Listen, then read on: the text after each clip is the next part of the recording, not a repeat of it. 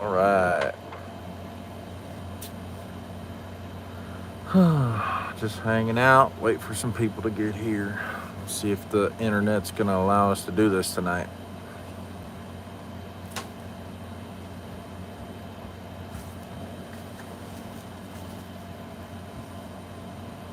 Hey, love. Oh. Mm.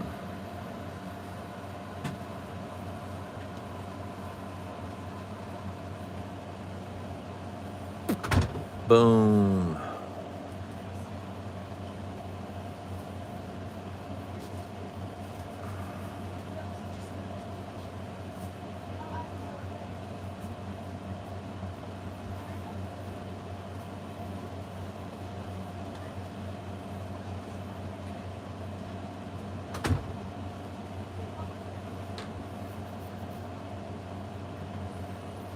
One minute. We've got nobody on here. Oh, well, somebody's on here. What's up, Josh? Oh, man. So we'll see what happens. Yeah, I'm super late, but way it is. What's up, David? Yeah. Hey, Shabbat Shalom, bro. Miss your face, homie. Yeah. I'm gonna see what happens, man. Running a little bit late. Had some fellowship, and it's getting darker earlier, and it freaking rained right before sunset, about 2 hours before, and it was muggy. So I just spent. What's up, Jared? I just spent about Tim, Shabbat Shalom. I spent about the last 3 hours sweating my ass off outside, uh, which is fine. You know, it's good. 5x5. Thanks, Kermode Barrett. Yeah, I've been hard pressed to get home and get going, but I've had a couple of weeks, man. It's been good. I just completed week 2 of working out, getting up at 4 in the morning, going to the gym, and yeah, it's good. Trying to keep my diet right, and I guess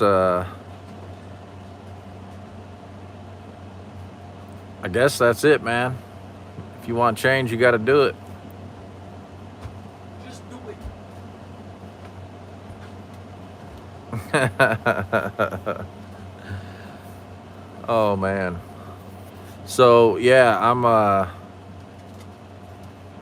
I got old, man. I got old. I let my body get old. But you know, when you're like living on the road, eating gas station food all the time, it catches up with you when you're in your late 40s. So I'm hoping that in my really late 40s or early 50s that I'm like one of them buff ass Viking looking rednecks.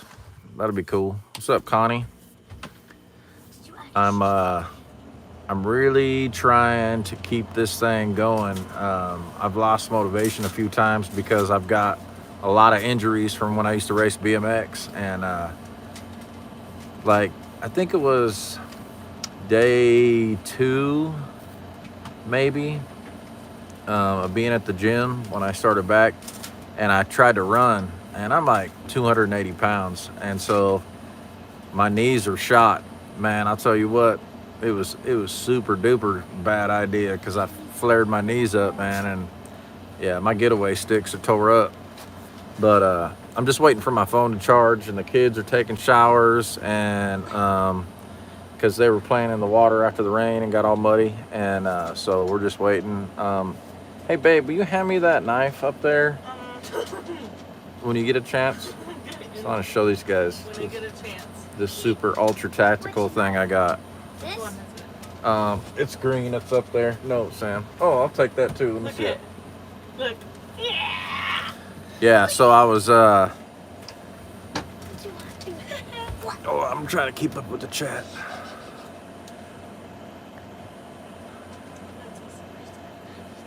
Yeah. Well, you know, like so. How's my vehicle situation, brother? Tim asked how's the vehicle. Yeah, thank you. He asked how's the vehicle situation. Well,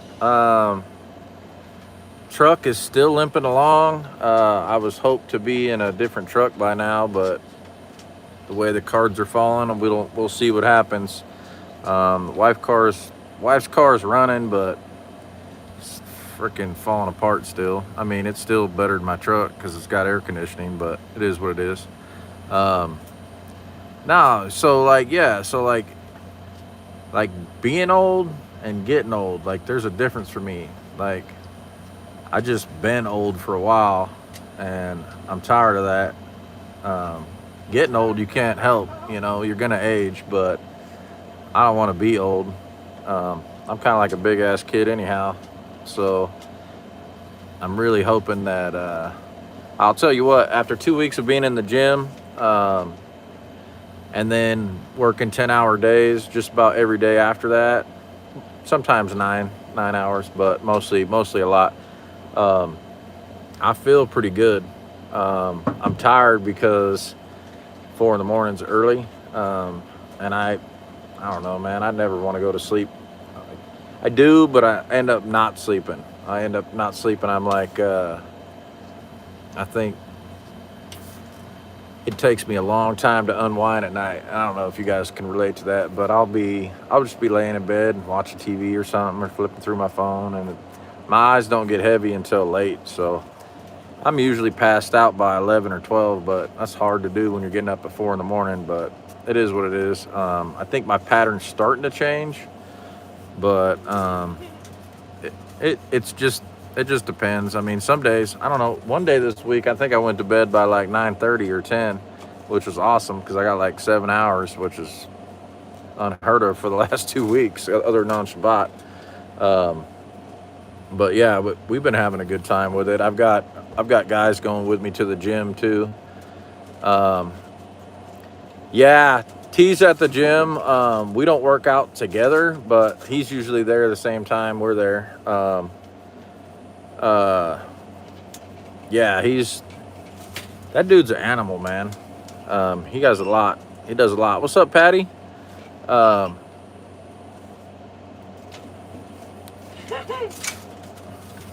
Oh, I'm trying to catch up with the rest of the chat. This is so fun. Babe. Love this. Yeah, well, honestly, so like when we talk about getting old, I didn't even think I was going to live to be 18 the way I was living my life. Nobody that knew me, even my parents, didn't think I was going to live that long. So really, it's kind of a miracle to be this old. But when you don't think you're going to live that long, you don't do a lot of preparations for it. So I'm like, oh shit. Well, we made it this far. I guess we better start trying to figure something out. Ain't no retirement plan for gangsters other than a prison cell or a coffin. So, yeah, we're gonna have to pivot that because I guess that's not my gang anymore. Now it's Blue Dangly Mafia, which is a whole different ball game. Oh my gosh, babe. Just look at this really quick. Just humor me. Yeah, it's awesome, babe. I've seen it. I've seen you doing it already. What? No, look at it. What? Ooh, Yeah, excellent. it's so good. Nice. Hey, it's Shabbat, homie. I know you're just.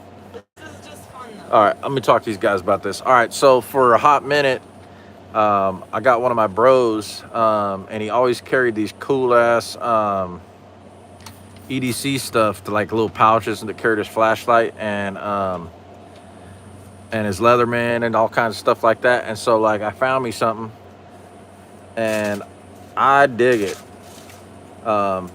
It's really cool. So I've got Leatherman in it, and then my EDC flashlight, and it's got room for some other stuff. I might put something in there, but I'm not sure yet. But I rocked that for today, and I think a couple days now, and I love it. Now, the only thing I will tell you is on this one particular, it's just an Amazon special. It is leather, but it doesn't have a strap, and I do a lot of like weird ass moves at work. I know it sounds like I'm like Napoleon Dynamite and I'm doing like some other stuff, but that's not really what I'm talking about. I'm mostly talking about like crawling underneath buildings or Bend and snap.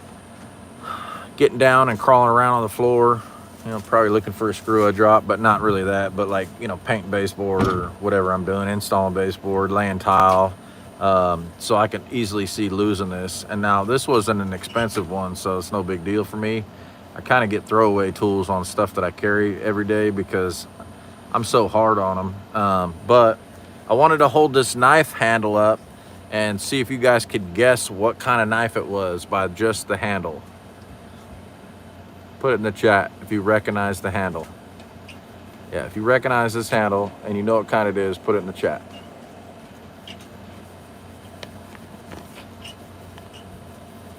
Ooh, palmetto, quick.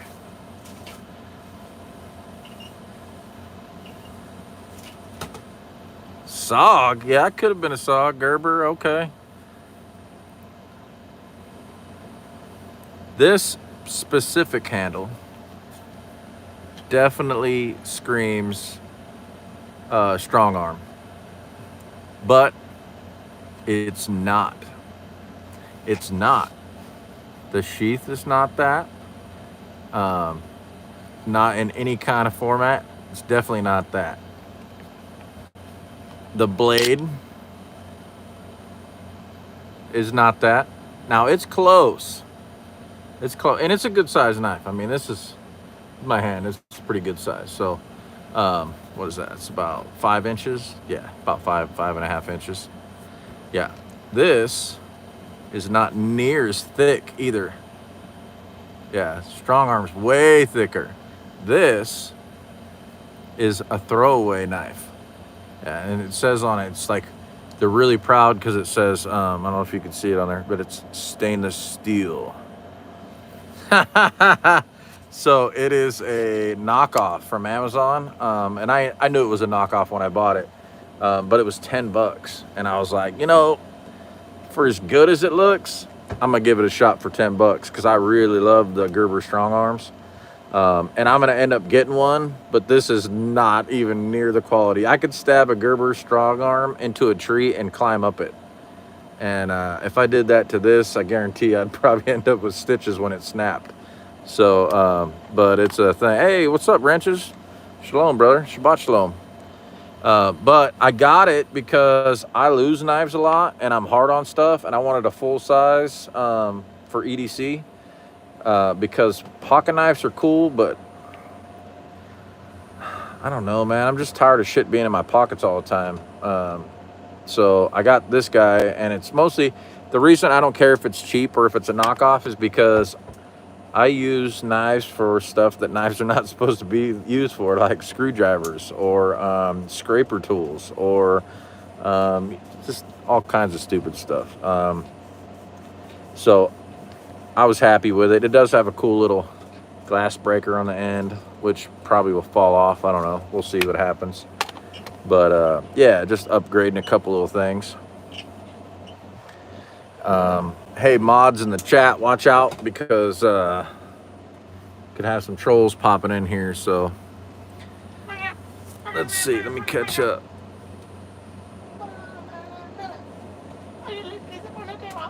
Yeah, put them side by side for sure, Palmetto. But I mean, it's for sure not the same thing. I mean, yeah, and if I got one, I definitely wouldn't get the serrated version of it. I don't like that. I mean, it's good for a utility knife, but not for practicality.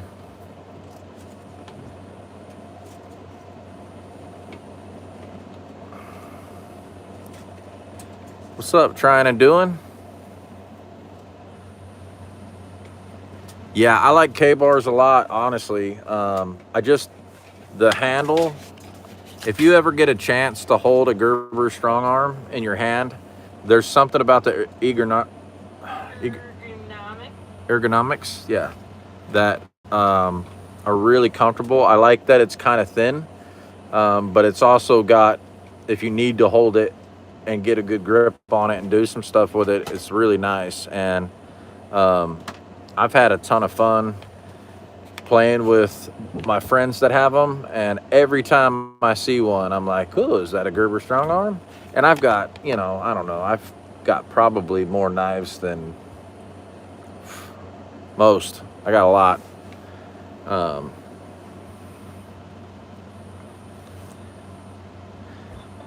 But I definitely, yeah, I definitely like this right here. So if you're like into that kind of stuff, it was cheap. I think it was like 20 bucks or something like that. But I probably could have made one. And I'm probably going to take it over to Cody at Sojourn Gear and have him put some straps on it and maybe some kind of Kydex on the back to firm it up just a little bit. But we'll see what happens. I don't know. It's good, but it's like it's just a tiny bit awkward. And a buddy of mine made his own, and it was so freaking nice. I wanted one, and this is definitely not that, but it is really nice having everything like out of my pockets and comfortable on my hip, because I don't even feel this thing. The only time I feel it is if like my shirt gets caught on it or something like that. Babe, you almost ready? Yeah. Quit geeking out on the window blinds, it's homie. So good. Dude, This makes me so happy. she got this thing in the mail that like cleans blinds for her. It's like microfiber, and it's got like fingers, and it like goes in the blinds, and like you scrub them down, and she's like so excited about it right now. She's like, Do you know how long it takes to like? She's like a hand housekeeping every single nerd. Blind. Hey, listen, man, we're gonna get on here and fellowship with the people, man. They're gonna nerd out with the word out like usual, and we'll talk about some fun stuff. And I'll tell you guys, I met a cool dude this week, and it was kind of a trip. I was doing some stuff for Grindstone, and this guy came and wanted to volunteer, and he was in town, and he was really nice. He's a nice guy, and but I could tell that he had some stuff on his plate. Like he was. You guys ever watched Crocodile Dundee? That's not a noise. And he goes on a walkabout, like he's just like he's like going out and searching, just trying to figure out life and what he's doing, and I kind of got that vibe from him when I met this guy, and he might be watching right now, I don't know, but he had some stuff, and he's pretty new to the way, and me and Tactically Torah had an opportunity to like. We didn't like harsh rebuke him, but we rebuked him on some stuff, and like kind of turned him back to, I guess,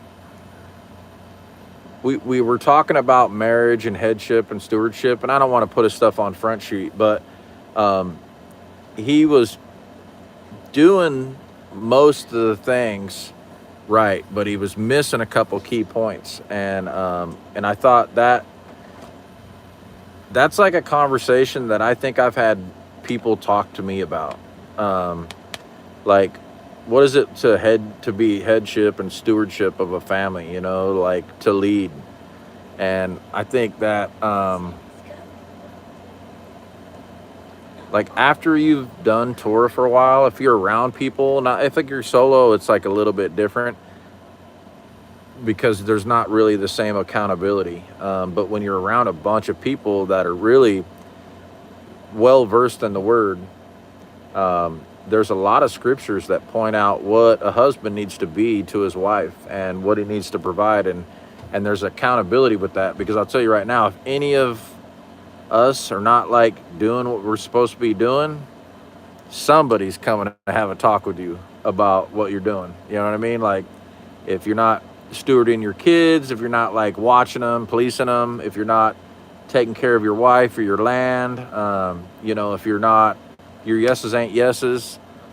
There's a Torah for all this stuff, and it's like, it's awesome, because it's not like the rules only apply to me. Like they apply to all of us, and so it's like the standard is set for everybody, and I love that, because it's just and it's righteous, and I think that's a lot of what I'm fond about with coming to the way is like, okay, cool. There's like a set of rules. It's a lamp to my feet. It's guardrails, right? It keeps me from going off the cliff if I pay attention to it, if I study it, if I observe it, and if I'm obedient to it, and I guard it, you know. And you have to guard it, because the world's contrary to the Father's ways. Like our ways ain't his ways. And I think that a lot of times what ends up happening is we get accustomed to, well, this is just the way the world is, and instead of being set apart and like pushing through, like I don't do that. Um, and like when you go out to eat, like, what did they cook this in, and like, is there bacon in it? Like, we went out to eat tonight because everybody's running late, and Miss Panda over here, Loud Presence, decided she wanted to hurt herself today, and she was on slow mo for getting Shabbat preps, and so I just said, hey, let's just go eat then, and went out to eat, and they brought these little burgers on the thing, and these little mini burgers on what is that shit called? Slider appetizer. Appetizer, yeah. And so I looked at them, and then I saw something, and I like opened it up, and it had a bunch of like bacon crumbles in it and onions, and I was like, that's bacon. And my wife's like, that ain't bacon. And I'm all, yeah, it is. She's like, oh shit. And the lady came by, and she's like, oh, I'm so sorry. And she's like, I forgot that was on there. And it's no big deal, but like, you gotta check, man, because like, it's like when you come to the way and you realize like eating clean's like there's a lot of work and studying that goes into it. It's freaking ridiculous, man. Like, I love eating cereal, right? I'll sit down and smash a big old bowl of that. Not anymore because I'm on a diet, but I'd smash a big old bowl, and then no more Lucky Charms, man. I was like so disappointed when I found out.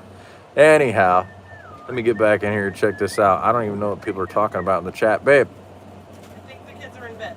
The kids are in bed? Can you confirm, please? Are you guys in bed? That's not really what I meant. I'm sorry. I'm in bed. All right, listen, dude. I need my Bible, and I need you at the table and the stand. I need everything set up, and you're still on the one blind. I'm on the other half of it. Oh, goodness. Because I stopped and was staring at it. Everybody in the chat, tell Loud Presence to come on with it. I can't. It's almost done.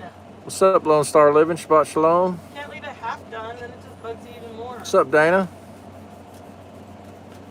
Yeah, no Lucky Charms. Yeah, marshmallows. No good, man. Yeah, they use damn pork and everything. That's what I'm trying to say is like when you start figuring that out, it's like frickin', it's in everything. Like almost all chili, unless it says it's made with beef solo, it's got pork in it. Yeah, it's crazy. Not all, but almost all, for sure. Hey, everybody's saying, get your shit. I'm sorry. Yeah. It's almost done. I can't stop in the middle of it. No, you can. Your OCD needs to let go. All right. That's definitely a kid that's still. Oh. He's looking for a brush. Brush. Want to say hi to the people? Oh, wait, don't show them the house. You gotta be careful with the background. Okay, you guys can't see anything. You can see the ceiling. I haven't wiped off this yet. Well, I'm going to show them all this shit because you're not coming here. It's making a mess. Usually I asked you to get it out, babe. Now I got to party by myself. Hold on, guys. Stand by. Oh, yeah. Stand? I didn't get the stand? Yep. Bye-bye, Ed. And Go to bed. No. boom. All right. Bed. There we are. We're in here. You want to say hi? Hi, party peeps. Hi, party peeps. Hi. Katie, pretty peep. You want to say hi? Pretty peep peeps. Time to nerd out with the word out. Nerd out with the word out. That's right. Okay, All good night. Huggies. Love you. Love you. If you want to brush your beard, go. Good night. I'm not brushing my beard right now. All right, that's enough. Go. Come on. Yay. Can you grab my Bible, love? Kaiti. Kaiti. Kaiti. Kaiti. What's a kaiti? All right. Kaiti. Kayate, yeah. Go. Oh. She said I said kaiti. All right, man. You ready? Mine? Cha-cha. Hey, will you Yours.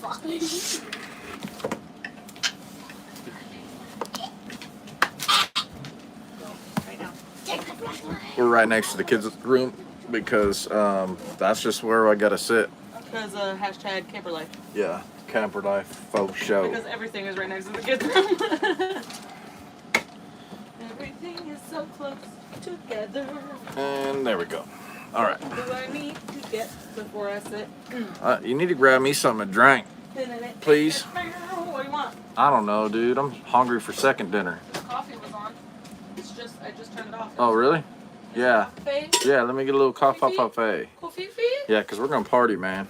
I know Oh, some yeah? of That's what you say every night. some of these guys are like, well, I'm going to party for about probably 30 minutes to an hour, and then I'm going to fall off super Yeah, hard. you're like, yeah, let's party all night. And All you're night. Like, I'm all, friggin' nah, tired, nah. man. Dude, I well, go night-night. I've been up since 4 in the morning, babe. I go night-night. Swoop. There we go. I can't keep up with the chat either because my brain's not working. Shut our door. Shut our door. What are we tonight? Shut the door. Shut the door. Let's see. Just a little bit. Oh, everybody says goodnight on YouTube, guys. Night. They say goodnight back. You want some pickle juice? Night. Dude, I've been running so hard. Like last week, I went and checked out a bunch of other Israelites that. Thank you, love. I appreciate you. It's like a bowl. It's not though. I mean, it was like a cup, but it's missing a handle. You want some pickle Probably a juice? soup bowl, really. I don't know. Yeah, probably Campbell's soup bowl. Yeah, maybe. Campbell soup. Anyhow, I went and checked out this fellowship, and it was really cool. It was like some Israelites that I hadn't met, and they weren't like really close to us, but it was worth the drive. Even on Shabbat, it was worth just to meet new people, and it was cool because like I've met groups, and they were really weird. These guys were awesome. They were just kind of like us, and I thought that was neat.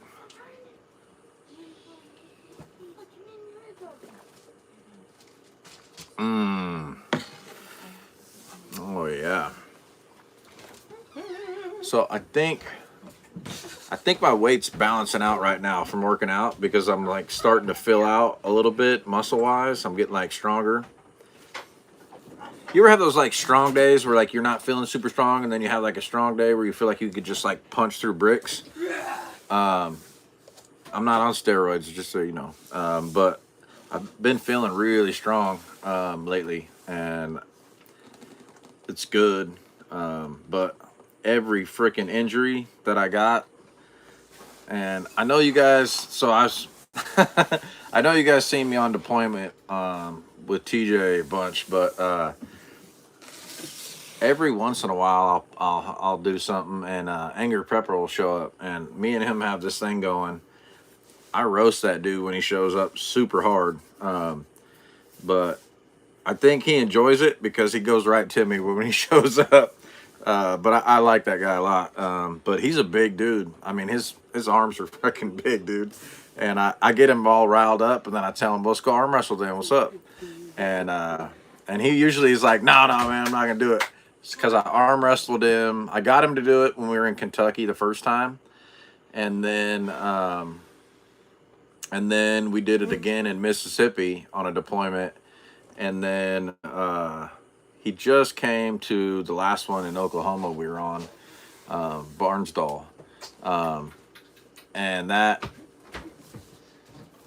so Kentucky we tied, and then Mississippi he totally got me. And I was just coming off a shoulder injury, so like my upper body was pretty weak because I hadn't been using it. Because if I use, this is the one I had surgery on, which is not my dominant arm. I arm wrestle with this one. But I wasn't using this one as much because I would hurt this one. I was trying to let it heal, and I was pretty weak, and he got me, and I was so burnt that he got me. So we were in Barnsdall, and I don't know what happened. We were just talking smack to each other, and I said, what's up then? Let's go arm wrestle. And he's like, fuck it, let's do it then. And he goes stomping out there with me, and we tied again, which is cool, but I tore something in my shoulder, man. It was terrible, and I was working like hell. I wanted to get him over the top. I just couldn't get him. We just both stayed in the middle. And I think I torqued on it too hard trying to win. But, yeah, ego will always kick your ass every time. And then the next time you use that arm. Oh, maybe it was before that, huh? No, that was way before that, Oh. yeah. Another time. This is a different story for a different time. But I told you guys before, I think. I was trying to roll around with Bob like 2 Sukkot ago, almost 3, and I blew this shoulder out, ripped it out, just pushed on each other just wrong, and I wasn't warmed up, and not in shape, and I tore the, what is it called? Sounds like a vagina name. Labrum. Labrum. Yeah, I tore the labrum in my shoulder, and so I told the socket out. It does sound like a vagina part. That is terrible, right? But I tore it out 180 degrees, so I ripped half of my shoulder joint out. And so if I put my arm up like this, my arm would just come right out of socket, and that sucked super bad. Anyhow, you ready? Uh-huh. All right, come on. Stand by. Hello. Oh, what's up? Oh. Oh, I gotta answer wrenches. A little slow. I just got on the chat. I gotta find the link. I think he's talking about that, maybe. What is the brand sweeper called? I'm assuming we're talking about the blind cleaner, right? Oh, we froze? Maybe only on my phone. Oh, okay.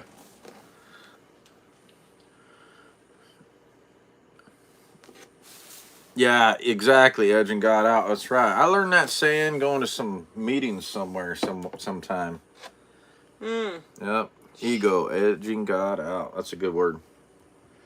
Sharing an audio. They're evacuating because of fires. Okay. Okay. All right. They're in evacuation mode. So Nice. there's So your aunt and uncle are evacuating in Well- northern where?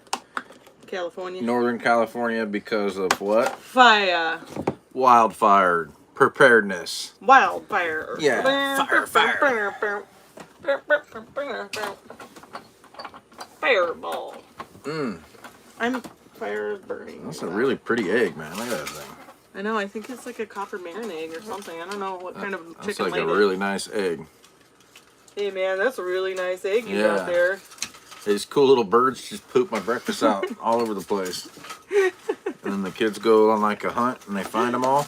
Oh my gosh. Okay, I fixed it. Okay. You did? What's going on in the chat? I don't know. My aunt is in evacuation. I did not pay attention. What is the brand sweeper called? Okay, I'm focusing on that. Who knows? Is that the that's the yes, I don't know. I think that's Ever what it's- make tea eggs? Bro, that sounds terrible. I had last Shabbat though, I did have some pickled quail eggs and they're fire. That's yeah, if I could do that, I'd do that all the time. They're really, really good. I actually want to pickle a bunch of these eggs. Because I saw some dude and some chick in Alaska. And they did a recipe and it was like onions and garlic and jalapenos. And it just looked really good, man. I mean, there was some other stuff in there too, but They look like that. The blind cleaners. yeah, that's what they look like. They're so cool. Well, you gotta hold still. You can't go. I'm trying to focus. I cannot Okay, focus. Okay, well, They are so cool. okay. You want to be on screen or you want to sit in the corner by I yourself? like half-assing everything. No, I'm just kidding. I don't half-ass anything. No, you don't. That's the problem. Lean over here so they can see you. So pretty. So pretty. I'm in a mood tonight, y'all. So I Yeah. apologize. Yeah, sorry we got on so late, man, but it was late or never. Stop. Why am I doing that? I don't know what I you're keep doing. going to open my freaking YouTube and I end up on Facebook. You got it And I just paused? scroll Facebook. You got it paused. Do I? Yes. Oh, skip to live. Yeah, there you go. There we go. Bombaclat them dirty blinds, man. Bombaclat them I don't know. Bombaclat? I don't know. It's all good. Them dirty blinds, man. Wait, What's up, maybe Sheila? maybe we're Australian. No, I don't know.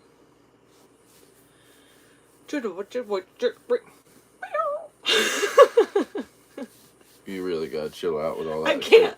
I Bro, tried to get listen. it out before we got on camera, Listen, but it's bro. in there. Listen, bro.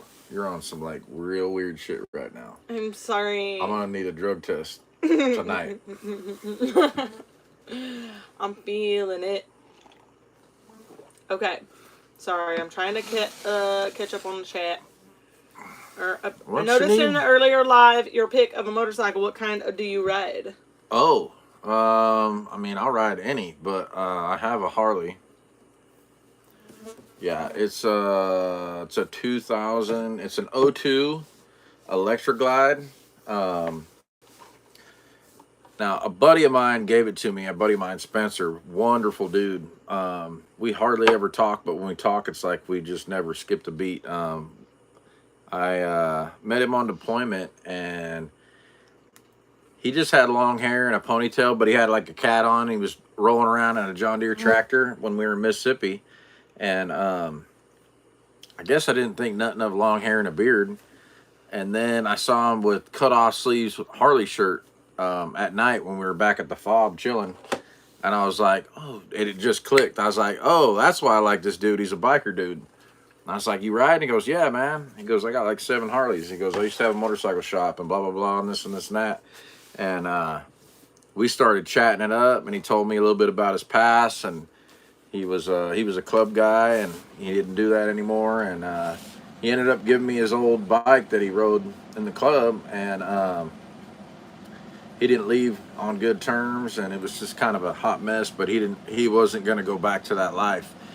He started following the Father, and he was stewarding his family, and that's really what was important to him. He didn't care about none of that stuff once he started following the Father and like coming to the way. He did that on deployment. He started coming to the way, and like, you know, kind of opened his eyes. And so it was really cool. But he called me up one day and he goes, hey man, I felt really led, but I don't want you to take this the wrong way, but I want to give you a motorcycle. And he was going to give me what's called a basket case, which is like a builder. It's like everything you need to have a bike to build, but it's in pieces.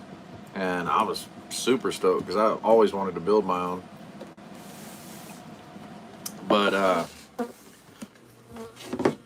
he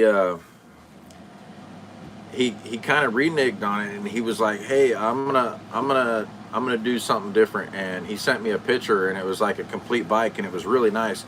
And the funny thing is, it's the exact bike that I wanted, and that's like the 3rd time that I've got the exact bike that I wanted. And all of them were Harleys, by the way. Goes with the outlaw lifestyle I live. But and it was weird because like right before that, on First Fruits, like people like sometimes when we're doing offerings, like people will just kind of like, hey, like this is the old me, and I'm offering this, like I'm surrendering that. What's up, encouraging community? Shabbat shalom. What's up, Saucin? Not a sacrifice. Not a sacrifice. So just like a free will offering, you know, really. And people will just kind of, hey, like this is it, and they'll toss it in the fire. Chi did some cigars one time when he quit smoking. And I threw my motorcycle cut in there, which I'd had for, I don't know, at least a decade, this one. That was my newest one. I had it for about 10 years, and I burned it. And like people that know that kind of stuff were like, damn, like TJ was like kind of taken back by it. But it was the old part of me that I let go. And one of the reasons I don't really ride a lot anymore is because it's like putting a different hat on, like T says all the time. It's a different hat for me, and I'm not really good at separating that lifestyle from motorcycles in general. Like maybe if I was on like a Yamaha or something like that, you know, it'd be a little bit different for me but once I'm on a Harley, it's a whole different thing. Yeah, it's just different for me, and it has a different attitude, and there's a different level of like I don't know, it's a different lifestyle, and I don't live that way anymore. So that Harley is badass though. So he gave me this Harley. It's, if you know anything about motors, I'll run you through it really quick. So it's an '02, but it's got 2016 heads and intake on it. In 2002, they were 88 cubic inch motors. It's got 95 cubic inch pistons and heads on it. And it has a 610 Reaper cam in it. And the Reaper cam it's one of the biggest damn cans you can put in a stock bike. Matter of fact, the case on the motorcycle had to get machined out to fit the cam in there, and it's also a geared cam and not a chained cam.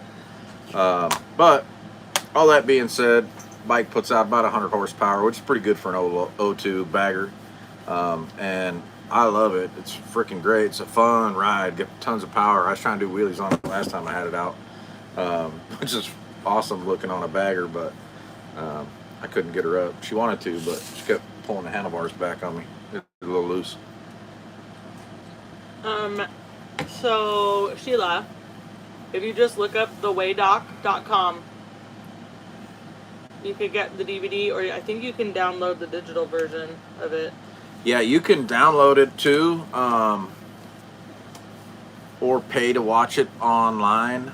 It's worth a watch. I watched it. I think it's about an hour and a half, maybe. It was really good. There's a lot of really good testimonies and stories, and like the arguments that come along with all that. I think Zach Bauer's on there. It's really an excellent thing. Do you remember the dude's name? That does it? Mm-hmm. I think you can just look up The Way. I think that's the name of his channel or something like that. Yeah, I don't know, but I know that the website, I looked up The Way documentary, and it took me to the website, which is just thewaydoc.com. Yeah, did you look it up on YouTube? No. Yeah, look it up on YouTube. You can She find it asked too. about the DVD. But it's got links to his stuff too. Luke Affaby. Is that what it is? Yeah, Luke Affaby? Yeah, I met that dude at the Ruckus. He's pretty cool. Yeah, I like him. He's all right. He's a different kind of cat. He's probably too cheerful for how raw I am.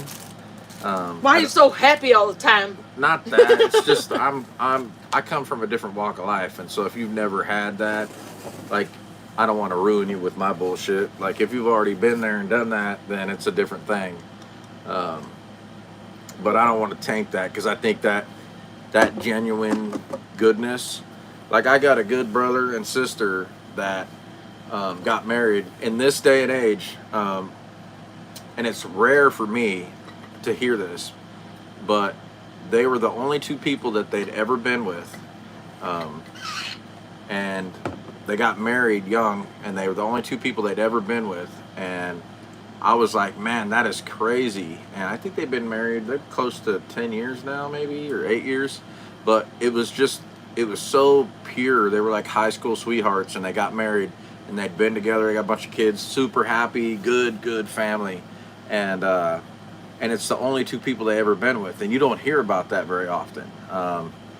So I just thought, I don't know, I think when people are not tainted with the life that I lived, He's like, I don't want to, you know, I don't want to wreck you. yeah, it's like carry the message, not the mess. You know what I mean? And that's kind of where I'm going with that, I guess.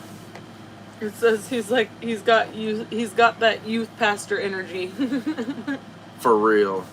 I mean, I like listening to the guy, but I don't know that, you know. I think my stuff would blow him out of the water. He'd probably be pretty uncomfortable hearing some of my stories. But who knows? You know, maybe he had a life too before. Hey, love, I need this here. Your stand. Oh. Yeah, use your own stand. There Holding you up my phone on his coffee cup. There's markers so close, and I want to use them.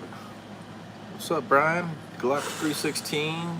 S fans. Dude, okay, Palmetto, for sure. Like, okay, here's the thing. Like, my kids, it's like, trying to filter. Meow. So the way that we lived ruined us. Yeah. The way that we lived, the way that we were taught to live, like, not ruined, but messed with what the Father intended, right? Yeah.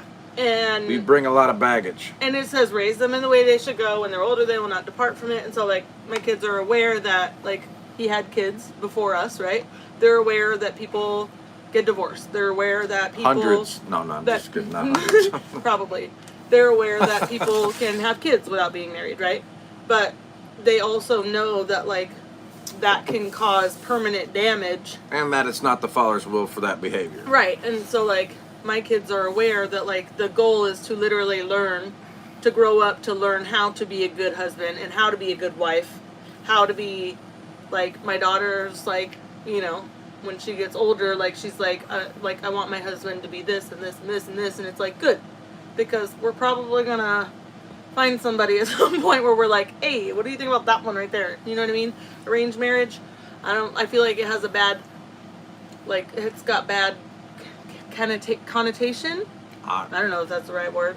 Feelings attached to it, but realistically, it's like, yeah, it's like your brain thinks of it as a bad thing. Oh yeah. But like when it comes to it, like what's his name? He's 7.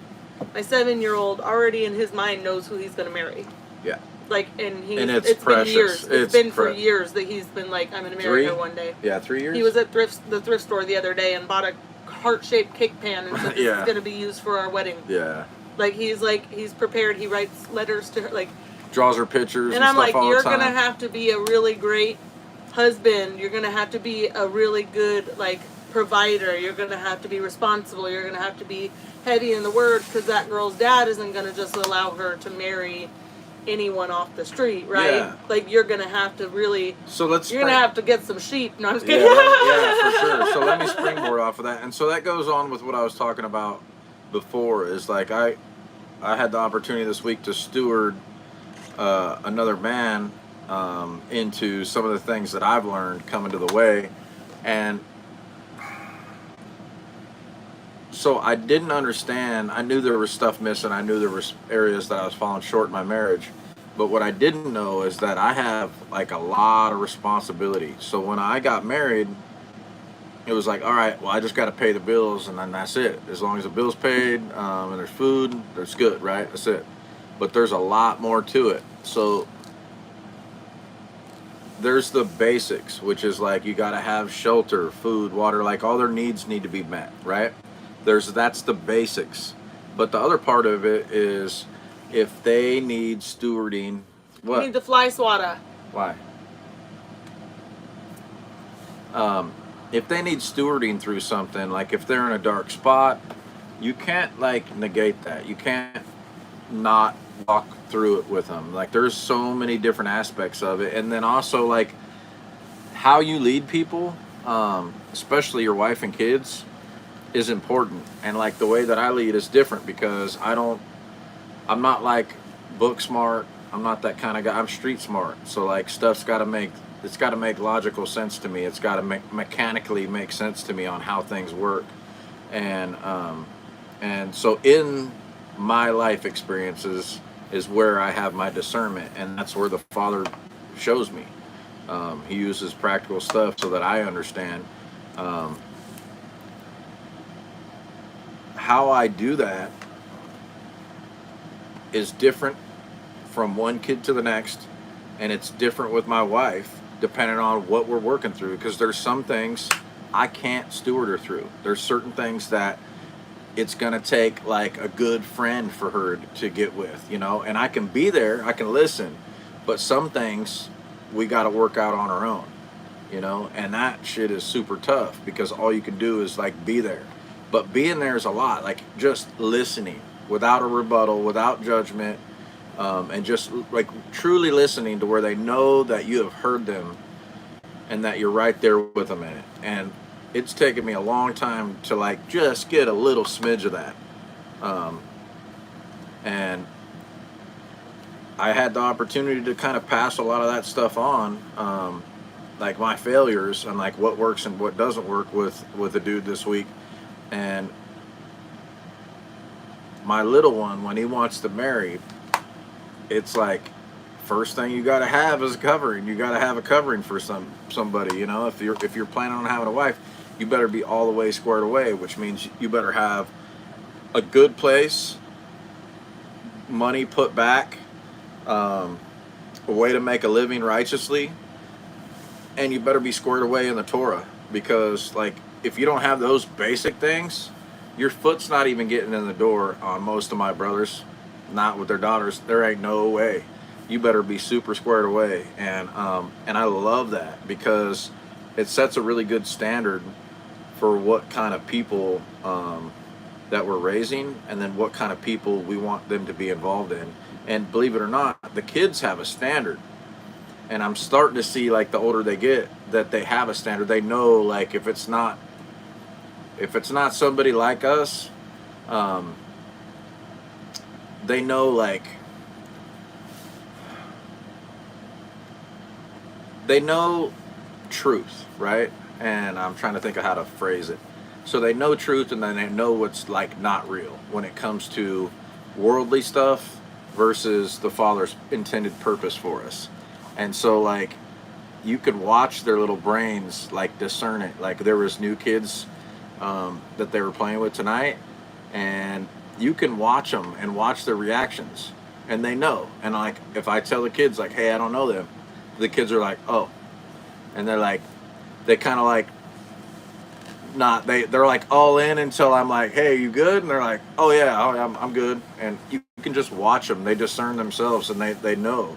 And so I think it's part of them being surrounded by enough of us just doing this stuff and living it, that they know when it's outside of that, they know there's something that's amiss. And I think that part is different for every house. But I'm super grateful that I see it in them. So. And it's really cool because, like, I remember being a younger person thinking, like, it's not reasonable or realistic for people to wait until marriage. Like, you gotta sample it before you buy it or whatever. Like, in this modern age, it's not realistic. It's for real, man. I mean, to, like, wait. And it's funny because in this way of life, like, it is a normal thing to wait. It is reasonable. Like, it is, like, when they are waiting for their future husband or their future wife, they're not like, we don't do the crushes. Oh, I have a crush on this kid. No, you guys don't even know how to wipe your butts all the way. Like, I don't want to hear about your crushes. There's no... Yeah, we don't when do you all start that. dating, it's going to be you're dating somebody that you think you might marry. We're not going to do the whole, like, just date around. I want to have a boyfriend just because I have a boyfriend or whatever, right? But, like, all the things that him and I are learning now are things that they get to learn at a young age. It's stuff that they get to grow up knowing from the beginning. And, like, for us, we went through a lot of mistakes to get to the point where we are now.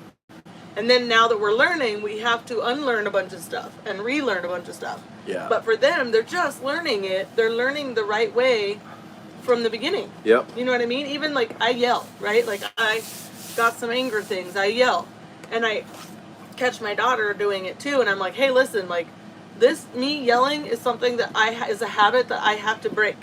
I don't want you learning it and having to break it when you're older. So try to get it under control now. You and I will learn together how to not have that be a habit anymore.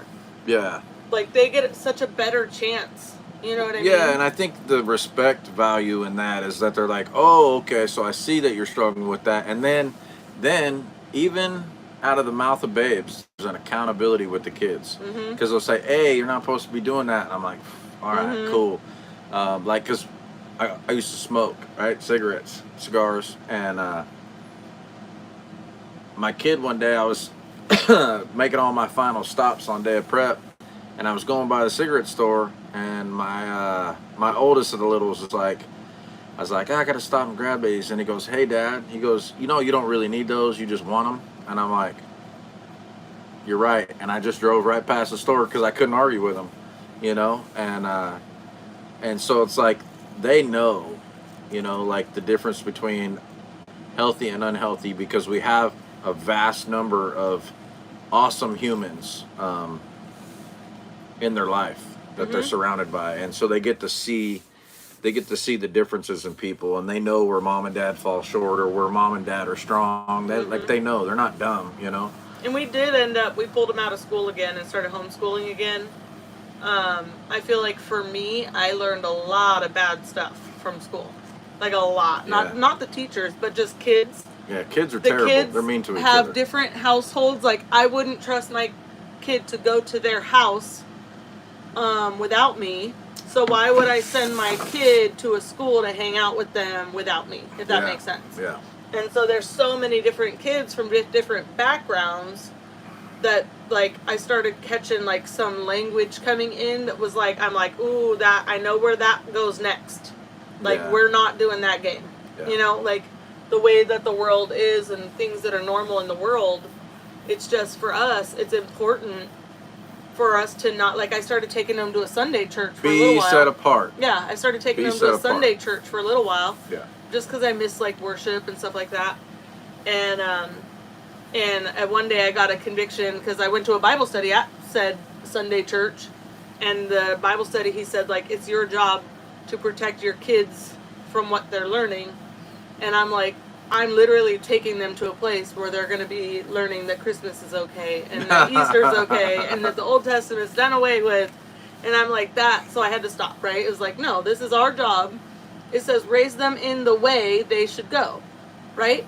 Like, we have to teach them and not normalize things that go against the Father's word. Otherwise, they won't be able to tell right from wrong if we're just letting the worldly ways be totally normalized in their minds, you know? Yeah, and I think that's the difference too. Is like the most of the stuff we do is not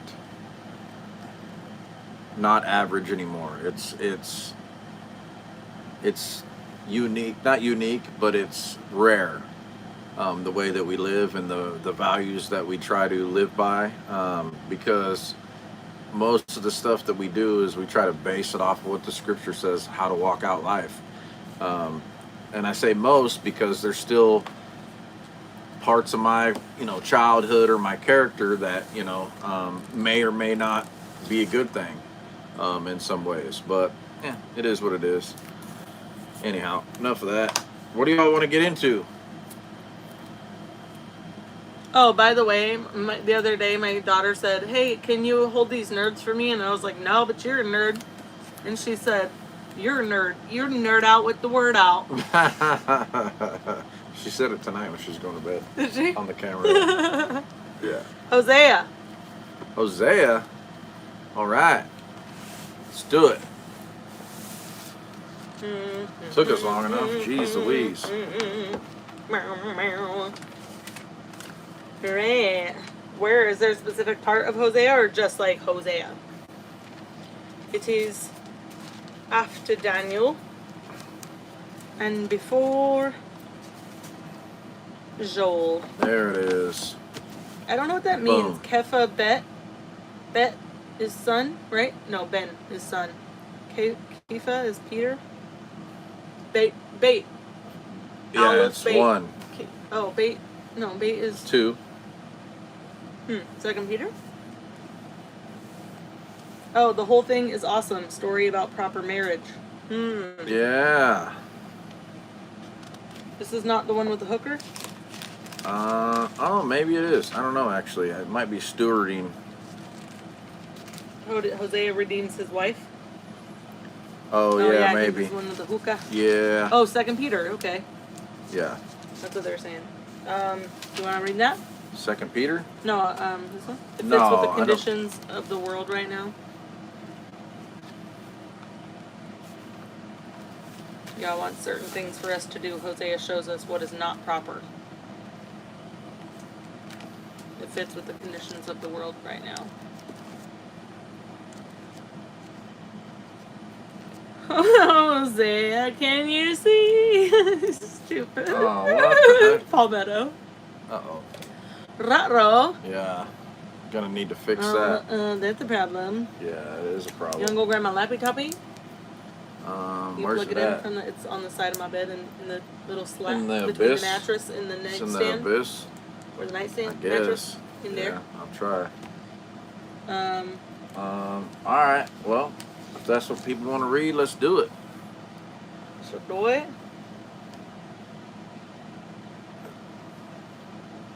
I feel like if we don't get into it all the way, it'll be a weird place to kind of like leave off in the middle of. Well, so that's the thing, is like you kind of got to go through it because there's so much context. And that's a long one to go to right now, I think. That's what I'm thinking. Because if you just stopped in the beginning of it or something, you know, if we like sidetrack or don't finish it, Well, it'd be kind of like.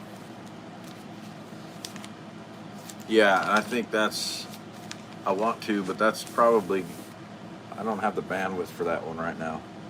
Okay.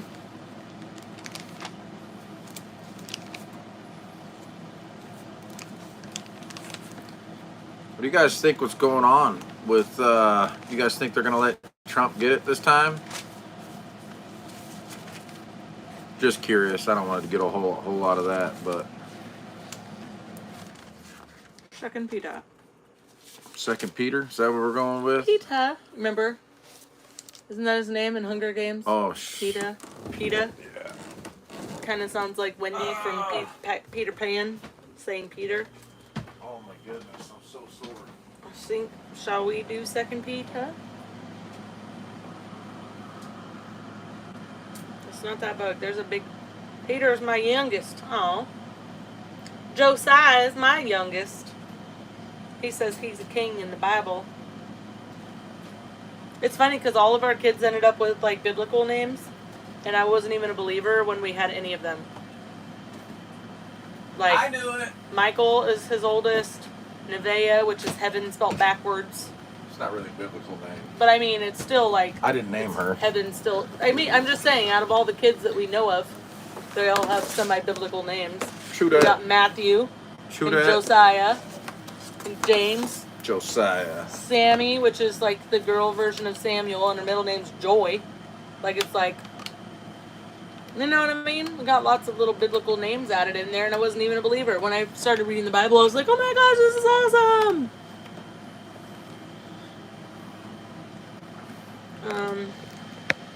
We're probably going to have to pick a different name next time.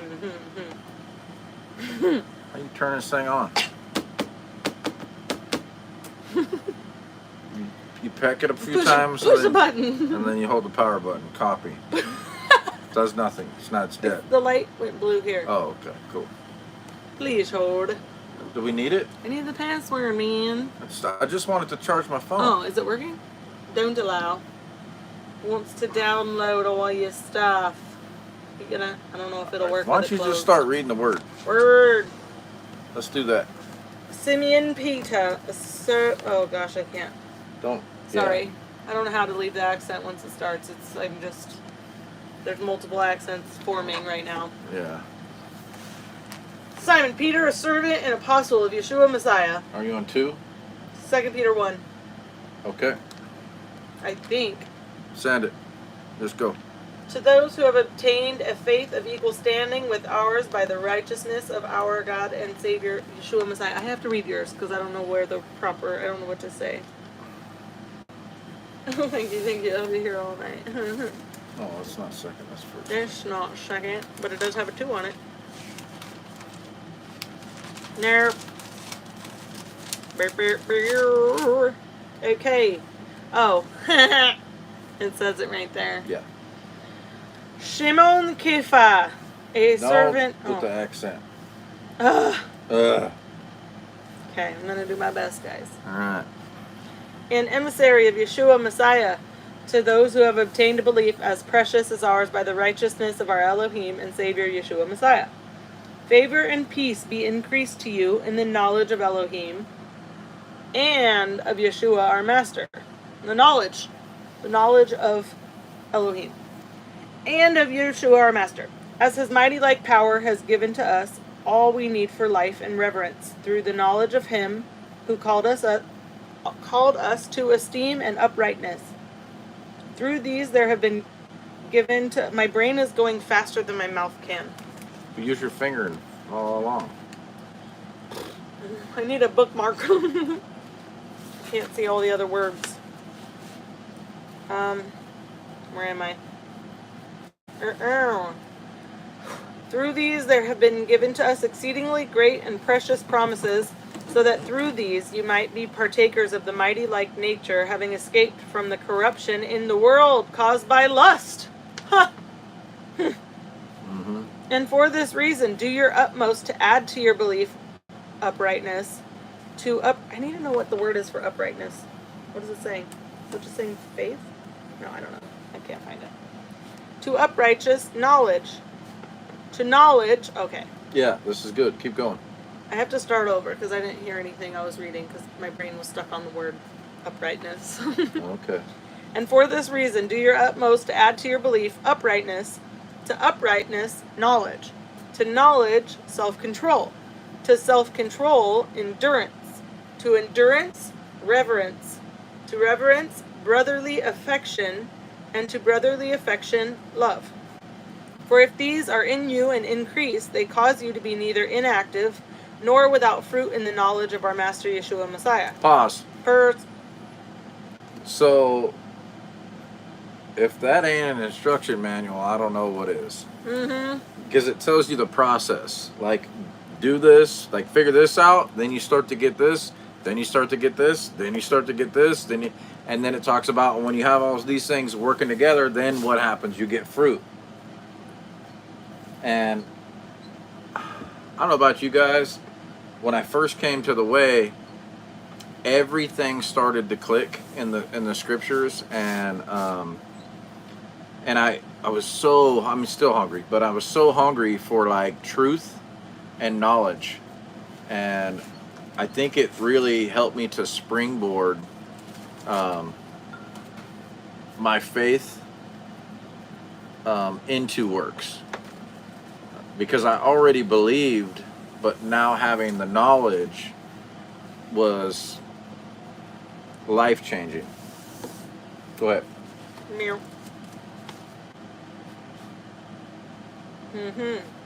For if these are in you and increase, they cause you to be neither inactive nor without fruit in the knowledge of our Master Yeshua Messiah. For he in whom these are not present is blind, being short-sighted, and has forgotten that he has been cleansed from his old sins. For this reason, brothers, all the more do your utmost to make firm your calling and choosing. For if you are doing these matters, you shall never stumble at all. For in this way, an entrance into the everlasting reign of our Master and Savior Yeshua Messiah shall be richly supplied to you. And so I intend to remind you of these matters again and again, though you know them and have been established in the present truth. But I think it is right, as long as I am in this tent, to stir you up by a reminder, knowing that the putting off of my tent is soon, even as our Master Yeshua Messiah made clear to me. And I shall do my utmost also to see to it that you always have a reminder of these matters after my departure. For we did not follow cleverly devised stories when we made known to you the power and coming of our Master Yeshua Messiah, but were eyewitnesses of his superbness. For when he received respect and esteem from Elohim the Father, such a voice came to him from the excellent esteem. This is my Son, the beloved, in whom I did delight. And we heard this voice, which came from heaven, when we were with him on the set-apart mountain. And we have the prophetic word made more certain, which you do well to heed as a light that shines in a dark place. Pause. What prophetic word? What was Moses? Just a thought. Go ahead. Which you do well to heed as a light that shines in a dark place until the day dawns and the morning star rises in your hearts. Knowing this first, that no prophecy of Scripture came to be of its own interpretation. For prophecy never came by the desire of man, but men of Elohim spoke, being moved by the set-apart Spirit. Ooh, boy. But there also came to be false prophets among the people, as also among you there shall be false teachers, who shall secretly bring in destructive heresies and deny the Master who bought them, bringing swift destruction on themselves. And many shall follow their destructive ways, because of whom the way of truth shall be evil spoken of. And in greed with fabricated words they shall use you for gain. From of old their judgment does not linger, and their destruction does not slumber. For if Elohim did not spare the messengers who sinned, but sent them to Tartarus. There's a note. I can't not read the note, but I don't know how to read your book. B. Tati. Sheol. Go ahead. And delivered them into chains of darkness to be kept for judgment, and did not spare the word of old, but preserved Noah, a proclaimer of righteousness, and 7 others, bringing in the flood of the world of the wicked, on the world of the wicked. And having reduced to ashes the cities of Sodom and Amorah, condemned them to destruction, having made them an example to those who afterward would live wickedly, and rescued righteous Lot, who was oppressed with indecent behavior of the lawless. Who was oppressed with indecent. Okay. For day after day, that righteous man dwelling among them tortured his righteous being by seeing and hearing their lawless works. So to be just like putting yourself in to like have to hear and see all these lawless works is just torture. Yeah. Dang. Then. Yahuwah? Oh, I didn't know which one that was. Yeah. Yahweh knows how to rescue the reverent ones from trial and to keep the unrighteous unto the day of judgment, to be punished. And most of all, those walking after the flesh in filthy lust and despising authority, bold, headstrong, speaking evil of esteemed ones, whereas messengers, who are greater in strength and power, do not bring a slanderous accusation against them before the master. But these, like natural unreasoning beasts, have been born to be caught and destroyed. Blaspheme that which they do not know, shall be destroyed in their destruction. Oh my gosh, I'm sorry.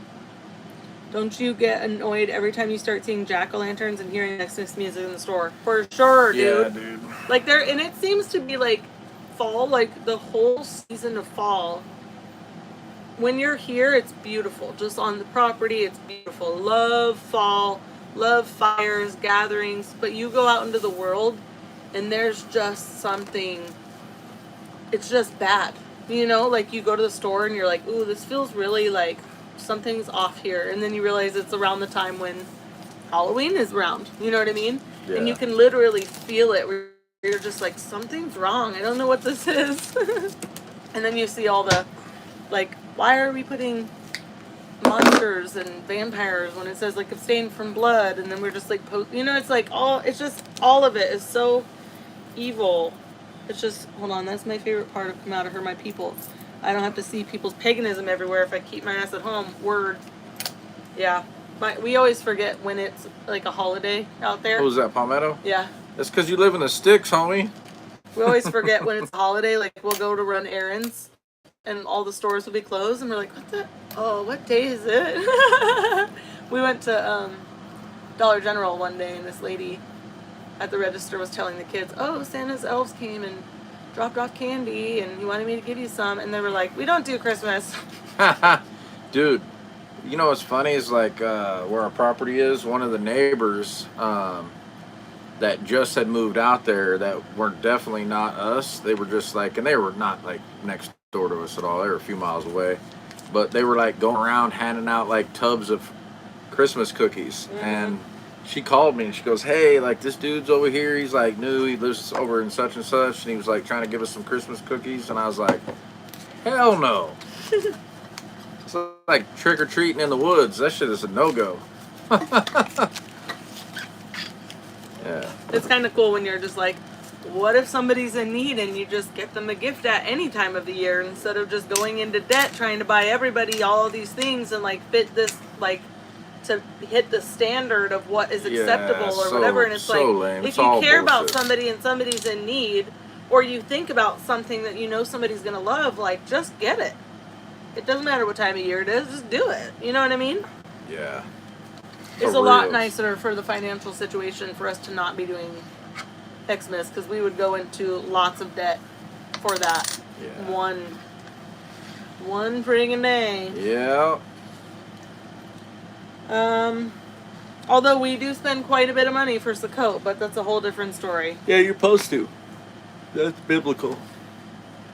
My dad claimed I stopped celebrating Christmas because I didn't like sharing my birthday with Jesus in front of my child. Oh my gosh. Wow. Bye, Felicia. Dang.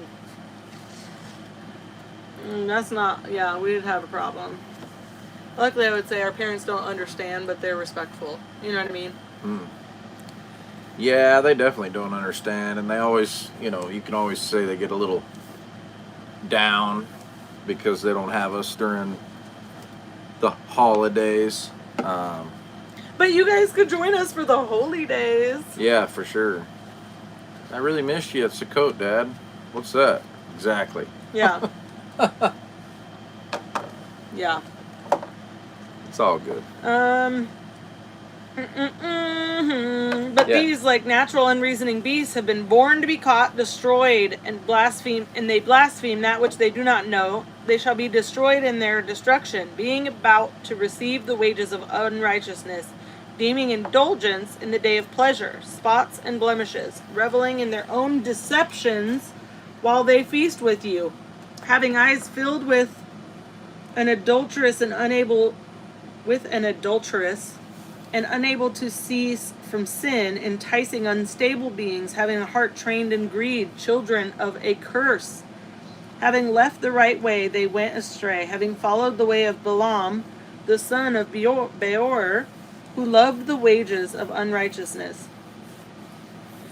But he was rebuked for his transgression. A dumb donkey speaking with the voice of a man restrained the madness of the prophet. These are fountains without water, clouds driven by a storm, to whom the blackest, darkness is kept forever.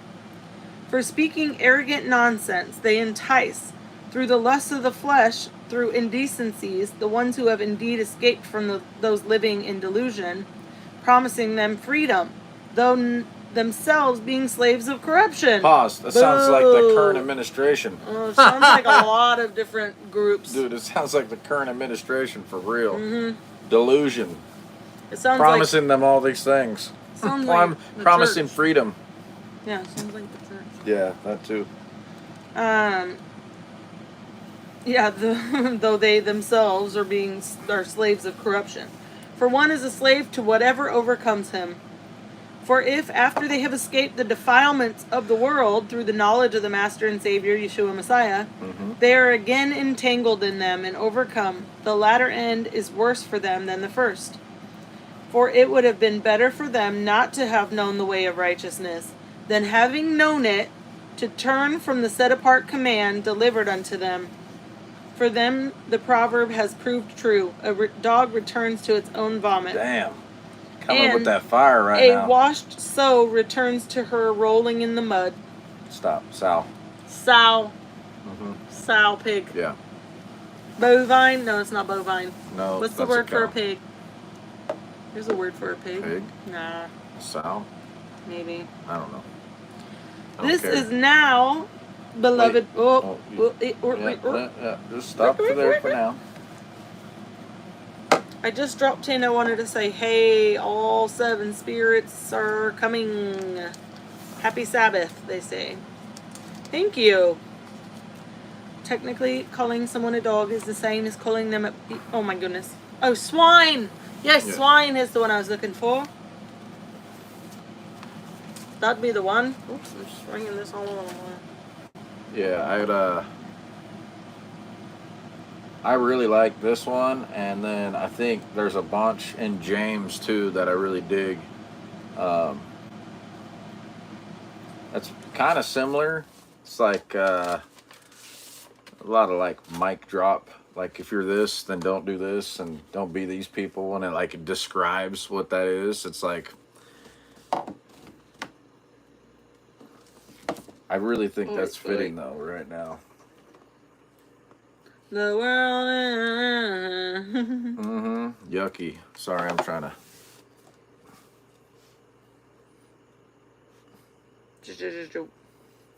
Menstrual rags equals douchebag kind of thought. What?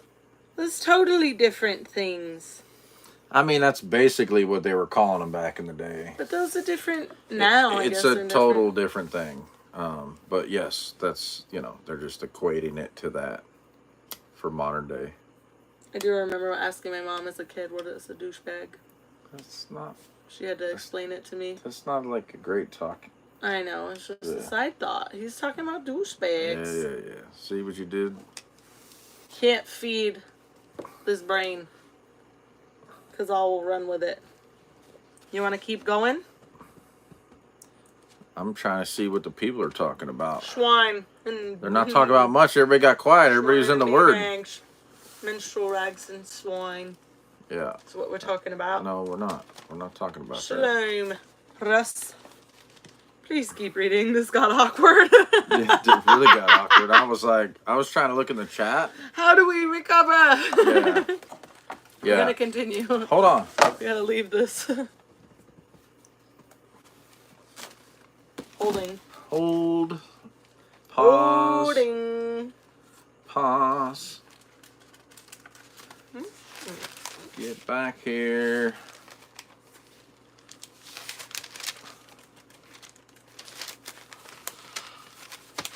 Oh, yeah. Keep going, they say. I'm waiting. Keep going. I'm waiting. Keep going. Okay. All right, keep going. We're gonna keep going. We got 3. I don't know. Yeah. So quiet. It was so quiet for too long. The air conditioner turned off, so there's no noise in the background. This is now, beloved ones, the second letter I write to you, in which I stir up your sincere mind to remember the words previously spoken by the set-apart prophets, and of the command of the Master and Savior spoken by your emissaries. Here, give me this. You got this one. Let me have this one, because I like to follow along. All right. We are on verse 3 of chapter 3. Knowing this first, that mockers shall come in the last days with mocking, walking according to their own lusts, and saying, where's the promise of his coming? For since the fathers fell asleep, all continues as from the beginning of creation. For they choose to have this hidden from them, that the heavens were of old, and the earth standing out of water and in the water by the word of Elohim, through which the world at that time was destroyed, being flooded with water. And the present heavens and the earth are treasured up by the same word, being kept by fire to a day of judgment and destruction of wicked men. But, beloved ones, let not this one matter be hidden from you, that with Yahweh one day is... What the hell? Yeah, Yahuwah. I just... Or If Yahweh. YH in the scriptures is Yah, then that's the YH. And so all we have left is the WH to bring in. It's just Yah. And then the WH would be, you don't have Yahweh. it wouldn't be You can say Yahweh. yeah. It's not against the rules. Yeah. I don't put the other H because the H goes with the Y. Because it says in the Bible, it says Yah, which is Squirrel. YH. Brr. I just didn't know if it was Yeshua or Yahweh. So I had to read it very Yahweh. Yeah, Yeshua's a lot different looking. That's Yeshua there. Okay. One day is as 1,000 years, and 1,000 years as one day. Yahweh is not slow in regard to the promise, as some count slow. Oh my gosh! Slow down. I'm skipping. Glitching. The record skipping. And glitching a little bit. We're almost done. But is patient toward us, not wishing that any should perish, but that all should come to repentance. And then in Acts, he's like, hey man, all these dudes, like, they believed, and then they got the Spirit, and then they were like, yay, go Yah, and then they were like, then to the Gentiles too, also has Yah granted the repentance that leads to life.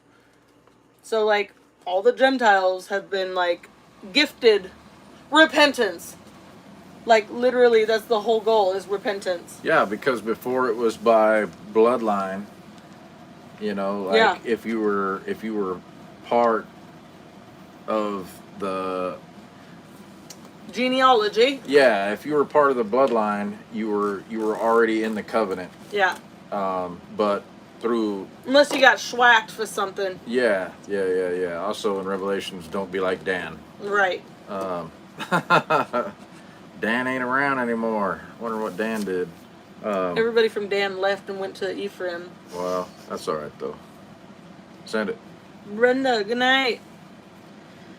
But the day of Yahweh shall come as a thief in the night, in which the heavens shall pass away with a great noise, and the elements shall melt with intense heat, and the earth and the works that are in it shall be burned up.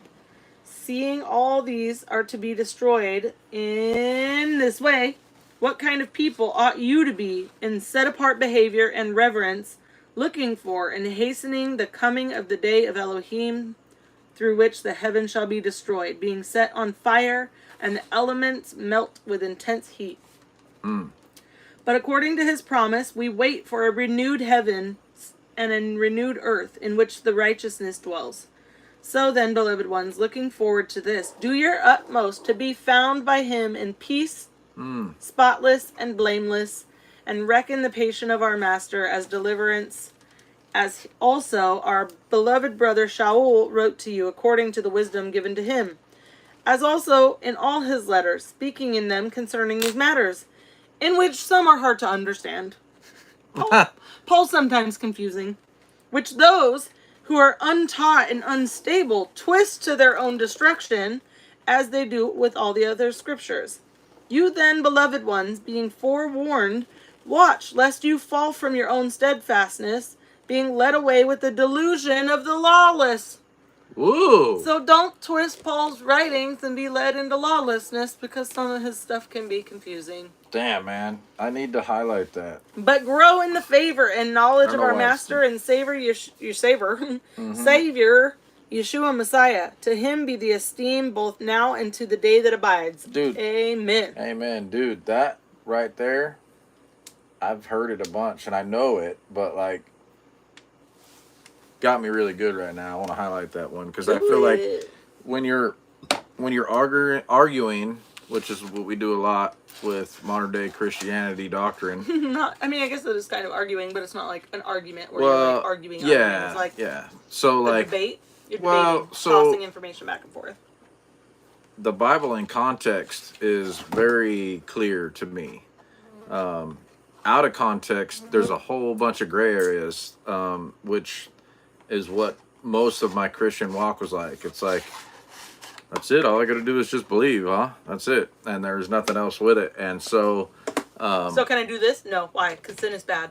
Okay, yeah. But if this is sin, should we do this? No. Don't even try to stop doing that, because that's just the Old Testament. That's you're like trying to earn your salvation. Yeah. It's like they're just like, well, it's falling short of the mark. What mark? And they're like, well, Yeshua and blah, blah, blah. Love your neighbor. Yeah. How do you love your neighbor? Super gray area, and you never did get a good answer. But when you have people that come against you, whether it be family members, friends, people you meet out there, and they're like, well, why do you do that? That's the Old Testament. This right here is a really good rebuttal to anybody that comes in with Pauline doctrine and is like, well, Paul says blah, blah, blah, blah, blah, blah, blah. And then you can use this one right here as almost a mic drop. It doesn't work as a mic drop. I thought it would, but it doesn't. People still don't oh no, Paul's not actually confusing. You're just confused by Paul's writing. It's like they try to turn it. So Peter's a liar then. No, they tell me that I'm the one that's confused about Paul's writings. Yeah. But doesn't he say that? But the ones who are confused are the ones who take it and twist it into lawlessness. Yeah. So that's, to me, is a big... I'm tracking. You know what I mean? Yeah. But they don't understand the lawless part is why. No. Yeah. No. Yeah, then you take them back. So I would circle around a lot on that one. Yeah, there's a lot of circles. Yeah, like there's a lot. There's a lot of cross-referencing that goes on with that stuff. But when you have good, like-minded neighbors, it's easy to love the neighbor. It's those ones who you really don't like. Yeah. Mm-hmm. Well, yeah, and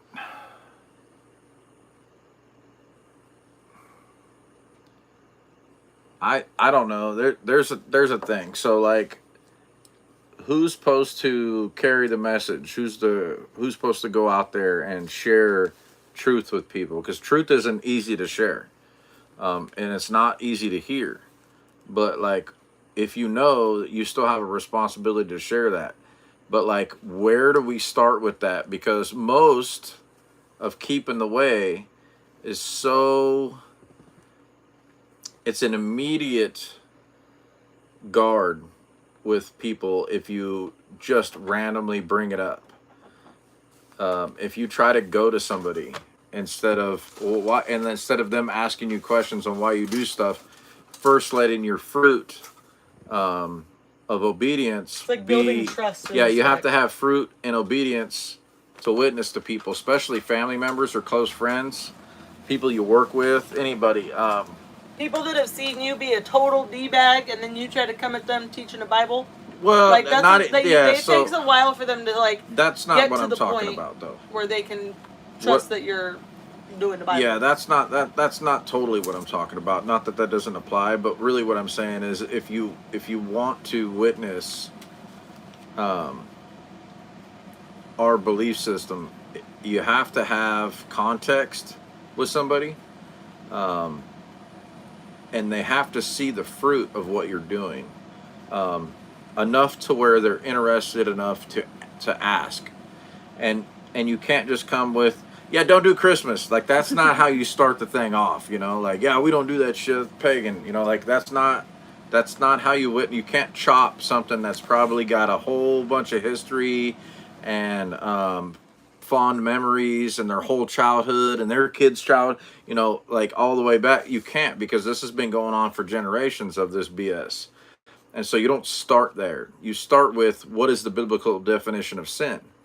You know, you start in spots like that. Like, what is sin? You know, like, what's the Bible say what it is? And if the Father is very specific, if you go like in Numbers, like, look at what the Father is telling specifically, like, guard my command. Like, he is telling Moshe, look at this, do these things, do them specifically. This is what it needs to look like. How is he going to go through all that to just all of a sudden randomly like drop it? And people don't get the difference between when the Father's saying it in the Torah and when he's speaking it to Moses. He's speaking this to Moses. Moses is just relaying it. He's just the middleman for the people. And like, bring those things in. Like, look at what the Father's doing. He's saying, hey, like, this is the thing. There's a lot of like, there's a lot of tact that goes into, for me, trying to witness to somebody, and I was so authoritarian. You got to be really gentle with a lot of people, especially if they've been a believer for a long time. And I've ruined opportunities because I came in hot, especially when I was really new in the faith. You know, because everybody gets really zealous, right? And they just like, oh my goodness, you know, like, you're so like, finally this makes sense. It's all coming together, and you want to share that so bad. But man, you got to bridle your tongue until you have enough in the hopper, and you've studied all the arguments that it actually has the depth and weight that's necessary. Because there's a couple. Yeah, it's still going. Okay. There's a couple things that are on there, like out the gate, that are really simple to see. Wow. It did freeze. Yeah, sorry. There's a couple things on there that are like, when you first come to the way, whether it's the Sabbaths or eating clean, like, those are easy to see when the Father like removes the scales off your eyes. They're harder to teach out the gate. And I found that, like, sin, like, what is sin? Because people, if they're really believers and they love the Messiah and they love the Father, and you believe they've got the Holy Spirit, it's a lot easier to teach biblical definition of sin. And then when they start to see what that is, the rest of it will naturally fall into place. You can't attack the food, the holidays. You can't attack all that stuff out the gate. And even if it's brought up, it's probably, if you're new, like, it's probably not best out the gate with somebody. I think that it needs to be, if you're led, you're led. But what I'm saying is it needs to be really, you got to think about the tact of the situation, because I've seen people really absolutely shut the door on a conversation as soon as you got to one spot, when there was so much more you could have brought into it before you get to those things, which are usually the hardest things for people that already have had the faith in Messiah to lose, because they have all that extra stuff connected to it. I think it's my friend and I were just talking about this the other day. Like, she said that somebody at her work had their brother come and pretty much tell him, oh, you're gay, you're going to hell. they're like a new believer, and like it's like that sin is not any different than other sin, regardless of what sin it is. Like, none of us are free of sin, right? Father, it doesn't have we're not bonded to it. It doesn't have a the hold on Father us. tells us stop, right? He tells us go. in His Word. He tells us in conviction. He tells us to stop, and then we try to stop, and then it's a struggle, right? Sometimes it's a struggle to stop.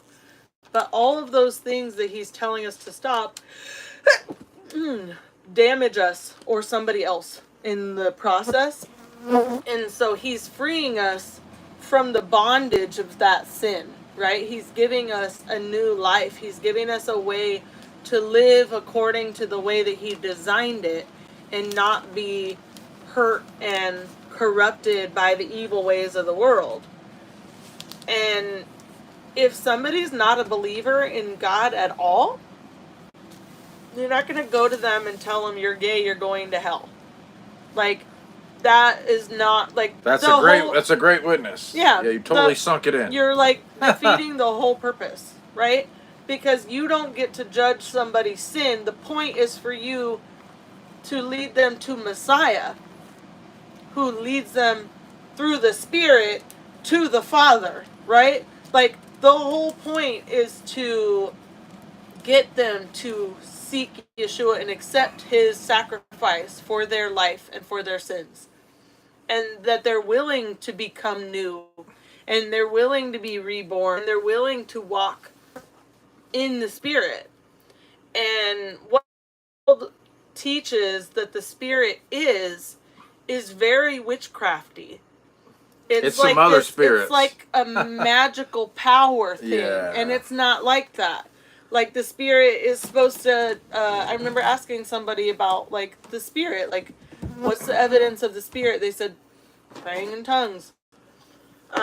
Which I tried to do. They tried to teach me how to do it, and it felt very witchcrafty. But anyways, you can't force yourself to pray in tongues, because that's not a gift that everybody has, first of all. Second of all, it has to come from the Spirit, right? Yeah. But we have a whole list of the freaking fruits of the Spirit, right? So we know we're walking in the flesh or in the Spirit. There's a big difference there.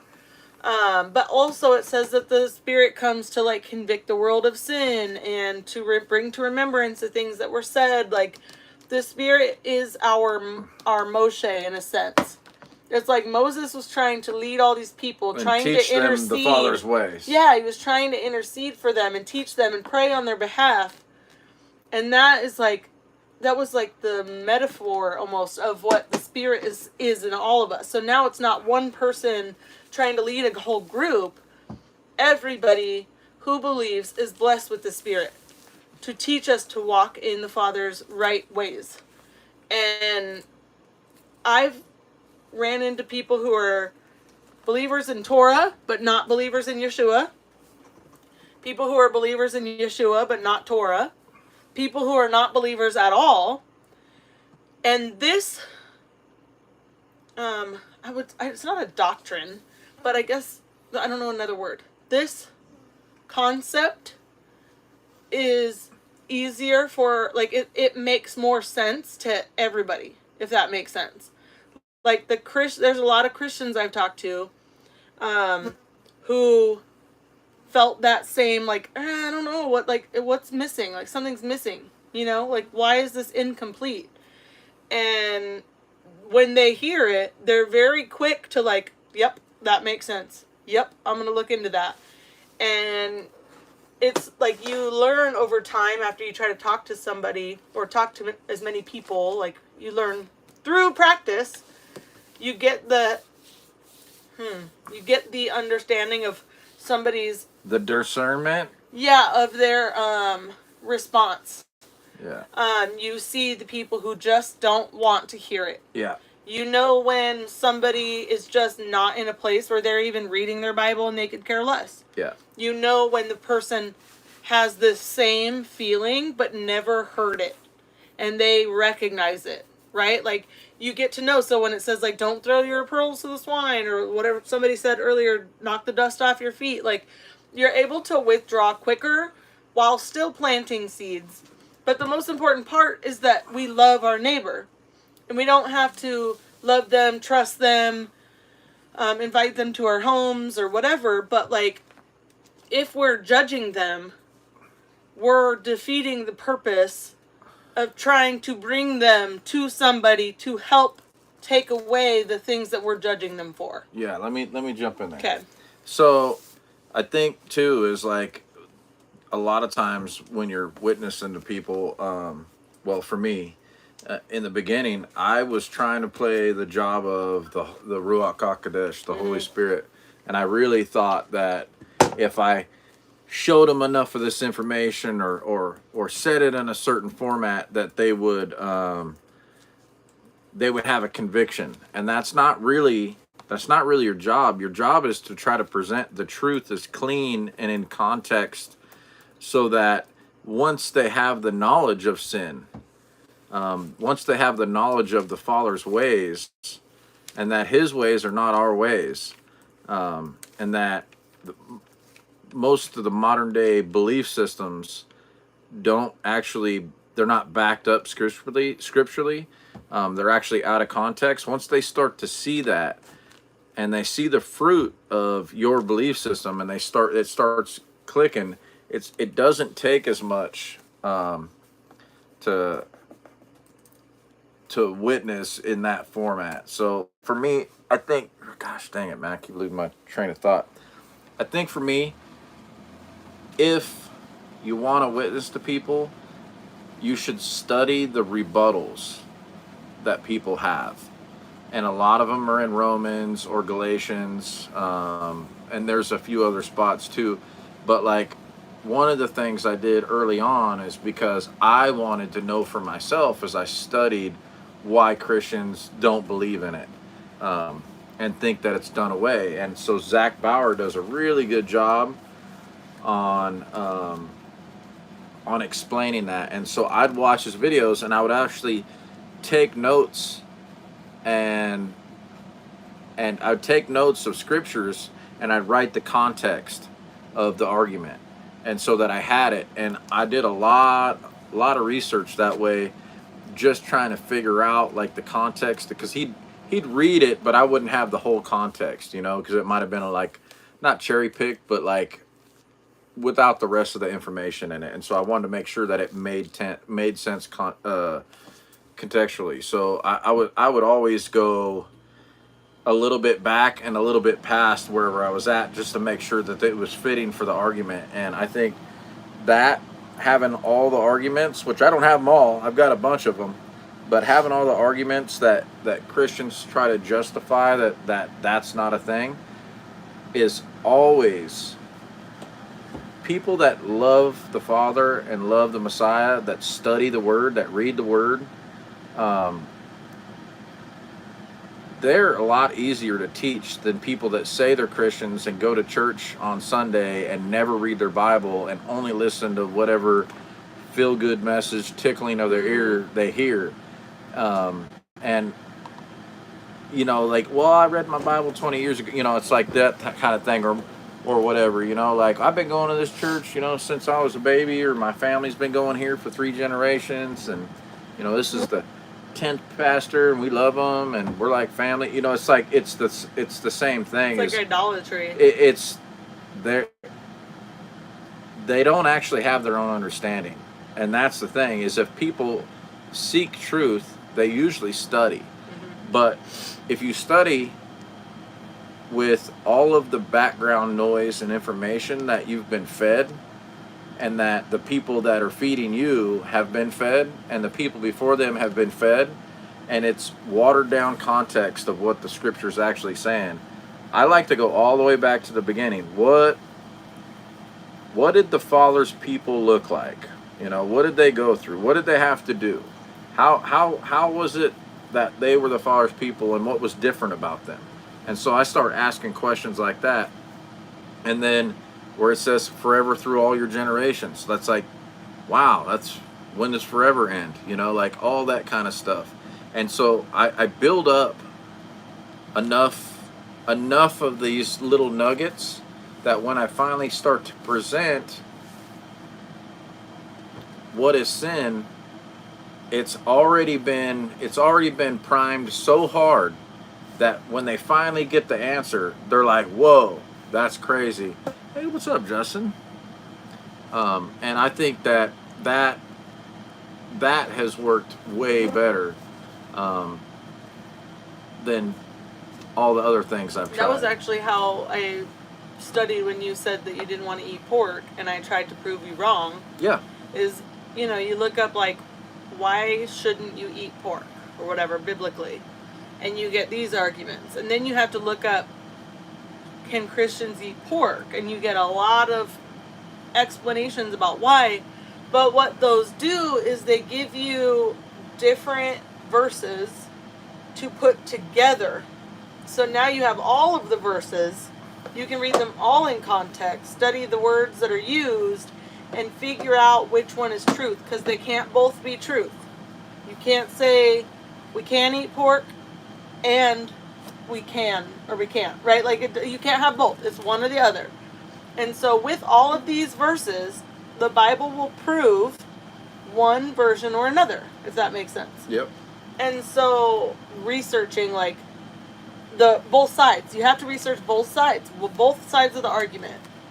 But, like, when you meet somebody, everybody's at a different place, because you may have a brand new believer who's just like, what is their current lesson that they're learning? Like, being able to, like, talk to them in whatever it is that they're already in, right? If they're already in about the Spirit, it'll be easier for you to take them into Ezekiel and show them where it says that the Spirit was given to teach us to walk in the Father's ways. If they're already feeling kind of convicted about the pork, it's easier to come and show them, like, yeah, you're right, like, it does say that, you know what I mean? Like, if they're feeling convicted about, it doesn't have to be, oh, you're having this conviction, now do all the Torah. It's like, people can feel convicted about Halloween and then still do it because their church teaches them that it's okay as long as you're doing it this way. Yeah. And so when somebody is learning something through conviction and reading, it's good to encourage that, like, yes, that is correct. We should not be participating in that. Like, encourage that. You don't have to bring it in, like, yeah, and don't do Christmas and Easter. Like, literally, like, yeah, you're feeling convicted about Halloween. I felt the same way. Like, I had to take it out because it felt wrong and people kept teaching me that it was okay. You know what I mean? Like, it's important to meet them where they're at with what they're already feeling convicted about, rather than coming in and saying everything that you think is wrong, everything that we've been taught is a lie, which is how we came in originally. Because to me, I felt like we had been lied to. I felt like we had all been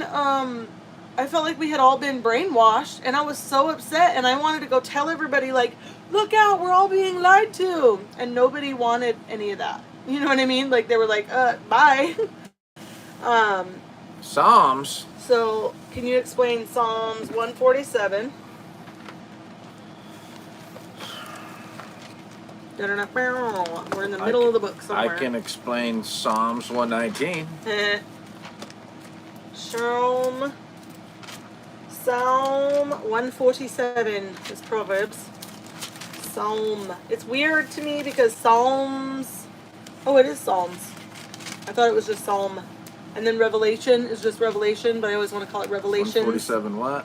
147, 19 through 20. Declaring his word to Jacob, his laws and his right rulings to Israel, he has not done so with any nation, and they have not known his right rulings. Praise Yah. Hold on. I feel like read it again. Not reading that in context is going to make it just read it again. I'm going to start at least one up. No, go ahead and start like 5 up if you want. I don't care. He sends out his word and melts them. He causes his wind to blow, the waters flow. Declaring his word to Jacob, his laws and his right rulings to Israel. He has not done so with any nation, and they have not known his right rulings. Praise Yah. Hold on. So you're reading too fast for me to process because I'm really trying to get it. I'm going to pause you. So one more time. Hold on.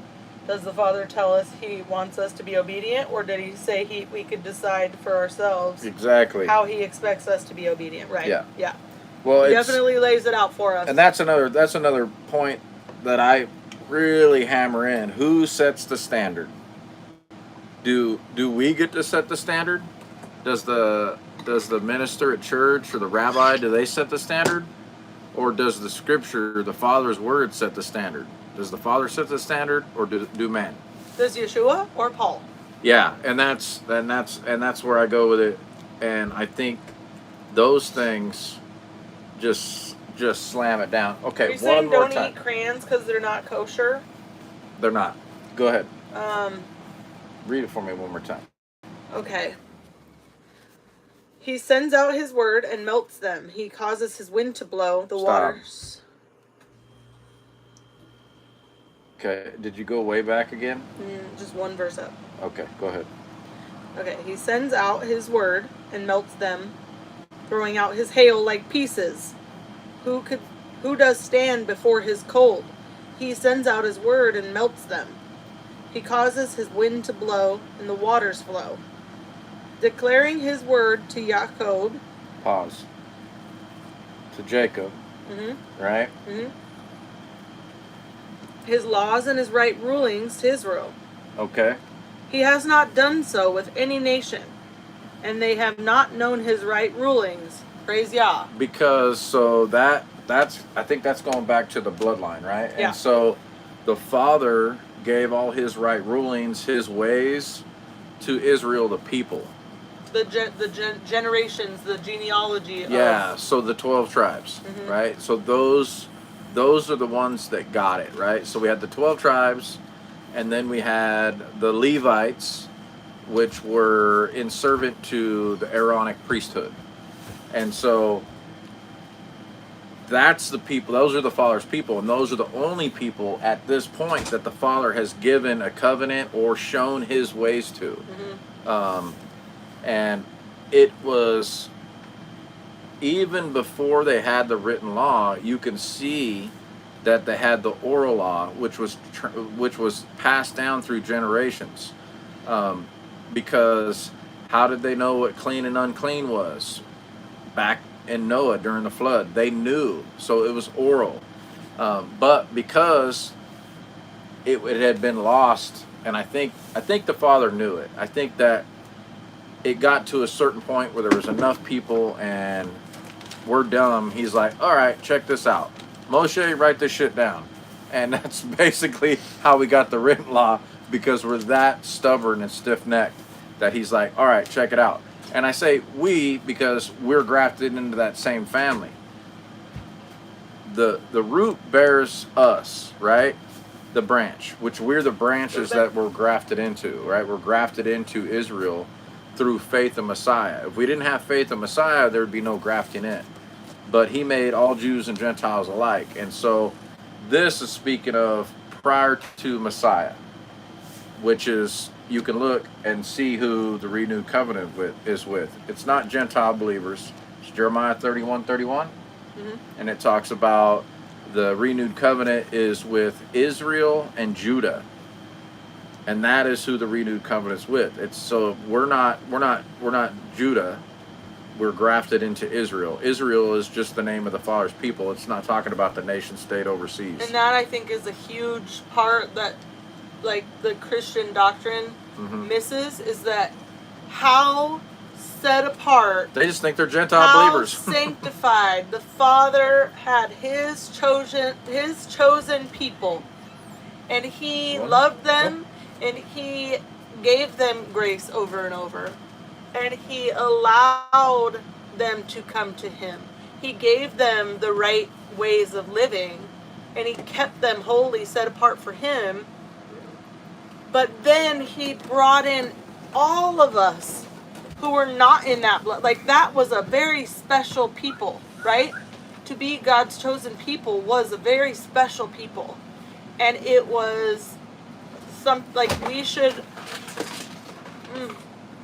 we should be grateful to the fact that he's allowed us into sonship as if we were part of that chosen people, right? Like just and that's I think why it says like the well have no need of a physician, and which is why you have like when it says like, all right, well I'm gonna go take it. We're gonna go take it to the other nations, to the Gentiles, right?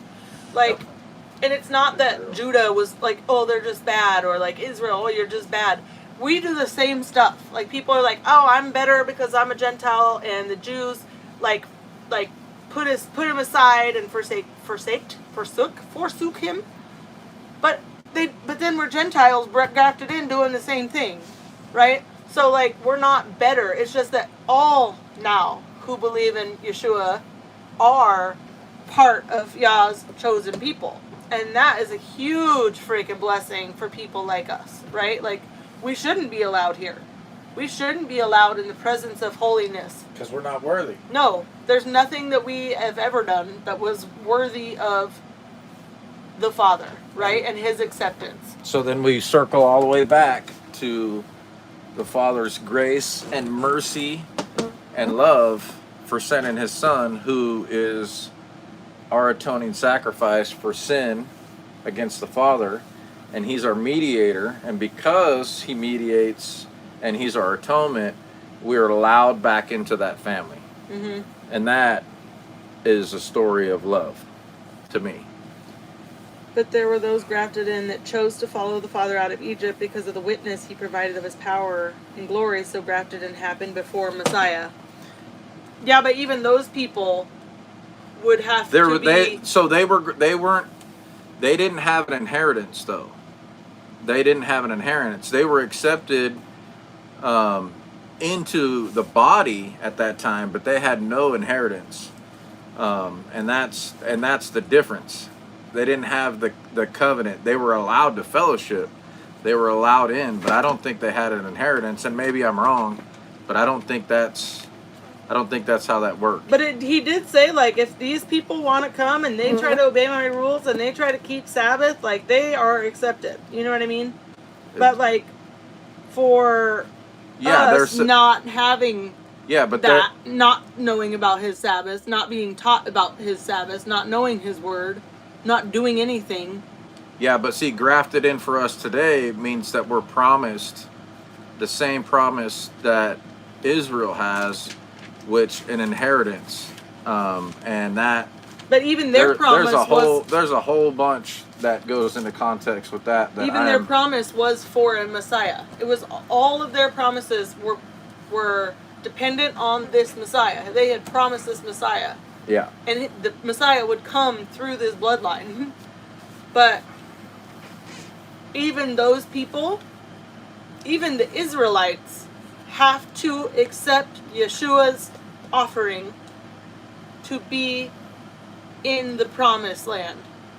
Like even the Israelite, their bloodline is void. It doesn't. It's not what gets you in. No. Yeah, the bloodline doesn't get you. Was like maintained, and we got Yeshua out of that. You know what I mean? And the bloodline still has a covenant and promises, but because they denied the Messiah, there's going to be a different angle for them. I don't know what this says. Ecclesiastes 4:16. So who are the black people according to the Bible? 4:16. That doesn't say anything about black people. There was no end of all the people, all of whom he headed, but the ones whom come afterward do not rejoice in him, for that too is futile and feeding on wind. I have no idea what that means. Where this talk in the 60s on back? I'm not sure what that means. John 3:16. Who is it that's saying it in the chat? Monica. So do you think the Father left them out of the land after they made the choice to follow him? That's not what the Torah says. Oh wait. One law for the native and the sojourner alike provides that grafting because they made the choice.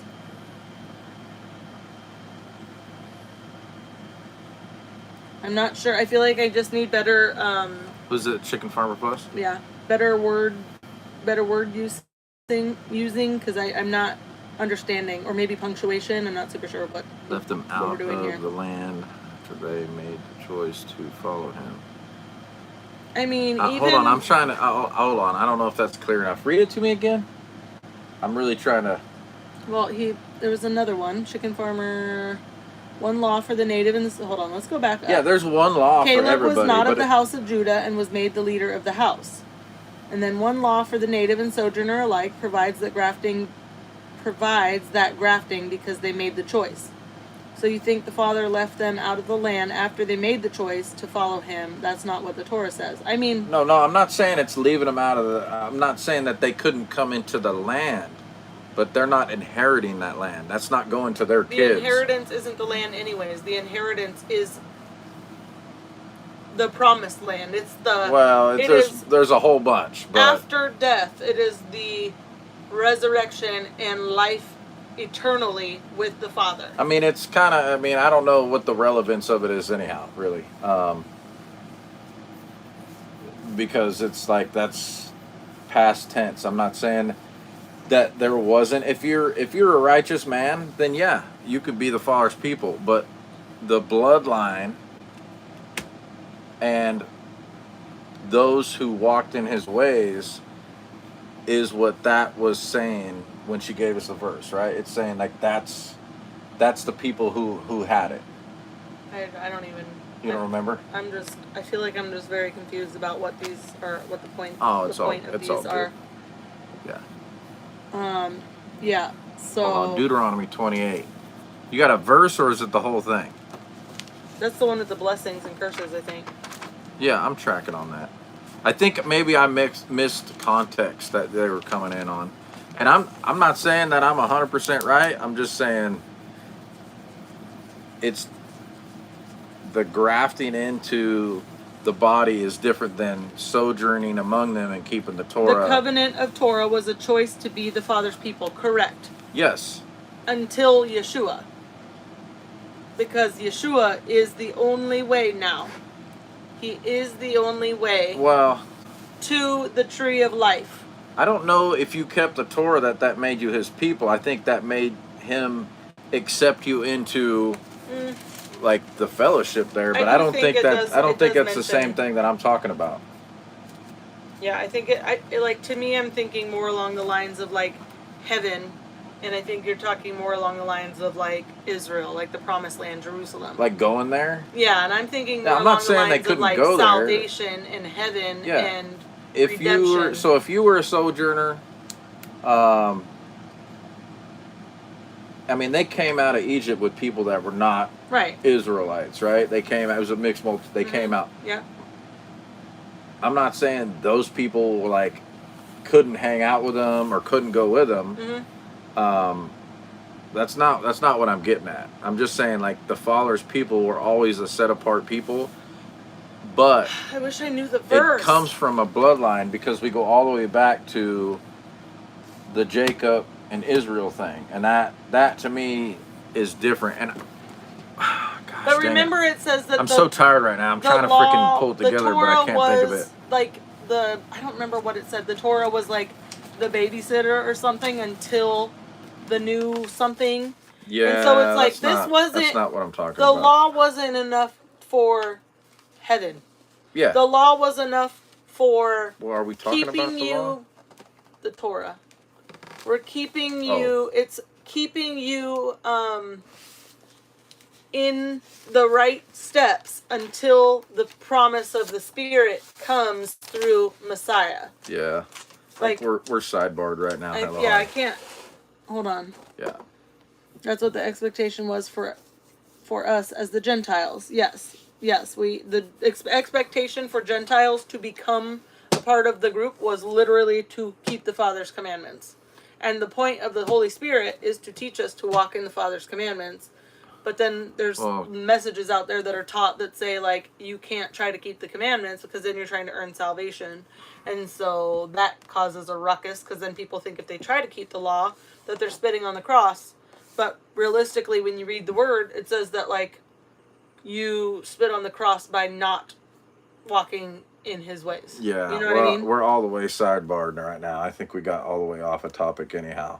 It's an interesting thing. I'm going to look into it more because I know that I've got some notes on that topic. I just don't know how to articulate it right now, and I don't have that, so I'm That wasn't enough because they effed it up. Yeah, we all do every day. Yeah, Yeah, for we sure. all be effing it up, which is why we're so grateful for a Messiah. But we learn. And I think that's like the whole goal. The whole goal of all of this is to get better, is to do better.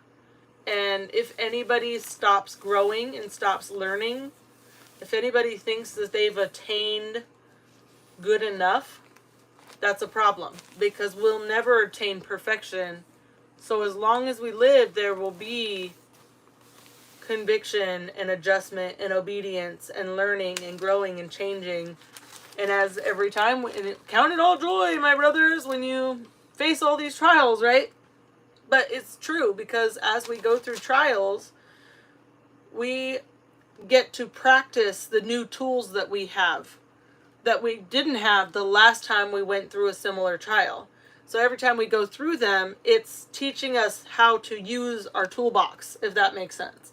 Like we're learning and we're growing, and it doesn't bother us as much as it did before. And then once we feel like we've mastered that set of trials, then there's a new set of trials, right? Like we're always going to be growing and learning. If you love me, keep my commands. Exactly. And you know what, though? I've heard a lot of people argue that that was Yeshua, and all we have to do is obey his commands, which is love your neighbor and love God. And so people will say, like, you don't have to keep the Father's commandments, you only have to keep Yeshua's commandments, and his is very simple. But what they don't realize is, like, when it says, like, people in idolatry and people who are sexually immoral, and, like, the only way that you really understand what that means is by reading about sexual immorality in the Old Testament and reading about idolatry in the Old Testament. Like, Yep. we won't even know what loving your neighbor is without the Old Testament. So it all, to us, goes back. It really comes down to that, if it's reciprocated or not. If you're just having a one-sided talk and they're just trying to mic drop verses at you and they don't want to have the conversation, it's just kind of pointless. But every once in a while you get somebody who is willing to, like, actually debate. Like, they deliver a thought and then you deliver a thought, and then, like, you know what I mean, like an answer and questions, and that gets very fun. Luke, I don't know, I can't, I don't know about, for those under the old covenant, they still had belief that Yah would send Messiah. The Torah and the prophets pointed to Messiah. Their unrighteousness was the same as ours through our belief and work. Yes.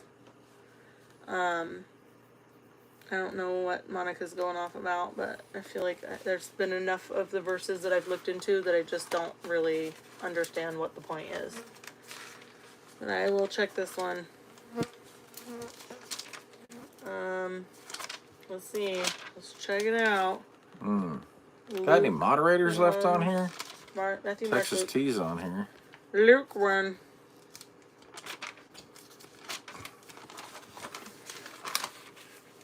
Dang. Oh my goodness. Oh my good. Okay, 68.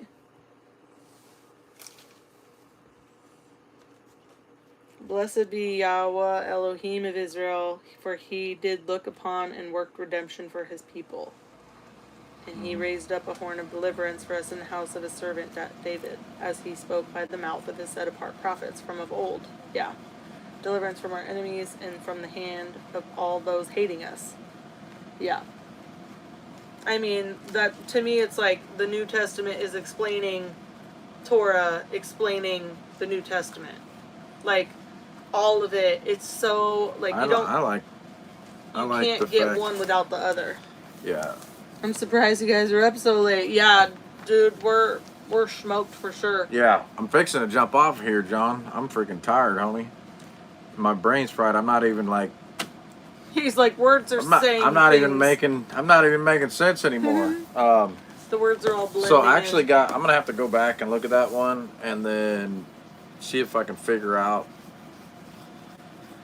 Shalom, Patty. I'm falling asleep. Yeah, you know when your brain just stops? It just stops and you're like, and we're done. Yeah, I'm really I want to dive into that one, but my brain can't pull it together right now, so I'm going to jump off here. I'm not doing anybody any justice. What we should do is we should take notes and write who it was and then we can study on it throughout the week. And then next time we get on, if that person's on, we can revisit after some studying. I'll go back and because Chicken Farmer Plus is on here, so I'm gonna go back and try to piece it together and make sure that I'm not misspeaking, or if my delivery was wrong, or if I missed something, because I got to go back and look at that. But I'm too tired to. I don't have the bandwidth to do it. The right Torah now. was about love through obedience, just as belief in Messiah with love and obedience. Yeah, it's all. Yeah. If you- yeah, we're not arguing any Yeah. of that. I'm here, sort of. Connie. All right. Well, we're gonna get off here. Babylon the Great is falling. You're right, Monica. There's a lot happening. Monica, do you keep the way? I'm just really curious. And if you don't know what the way is, that's totally okay. We're just wondering. Just wondering. Wrenches has been passed out on the couch for the past half hour. Shalom, y'all. Mrs. Shalom. Wrenches. Shalom, Mrs. Thanks for Wrenches. the update. Oh, yeah, we're still waiting for Miss Monica to respond, and then we're gonna go night-night. Yeah. And we don't have, yes, I follow the commandments. Awesome. Cool. Great job. Well, thank you guys for staying up with us late. Yeah. Raincat, sorry I've been quiet, was making dinner, but listening. It's all Hey. good. What's up, Rain Cat? Yeah, I'm freaking smoked anyhow. I'm just rambling on about nonsense at this point. So. Yeah. All right, guys. Shabbat Shalom. It was fun. Yeah, I'm going to do a little research now. I got inspired. Thanks, Chicken Farmer Plus. He says, no problem, brother. I was just making a point about the grafting in of people with belief in the Father and loving him through obedience. No. I'm in agreement with that. I just, I think I caught there was a different contextual meaning that I was trying to push. And I think I got crossed up, probably because I'm freaking smoked. brain glitched. Yeah, no worries. We'll probably read it tomorrow and everything will make total sense. Oh, Texas T, homie, you gotta call me. Don't message me because I'm so slammed right now. Yeah, remind me later. Yeah, call me because that's better. I had that same problem earlier today. Somebody was wanting me to go look at something for them, and I was all the way forgot, and like nobody called to remind me until it was like a half hour late, and she shot me a text, and I barely saw it, and I was like, oh man. So yeah. Yeah, all the way, Justin Riddle. Oh gosh. All right, Shabbat Shalom, Good night, y'all. y'all. I appreciate you guys. Night night. Night night.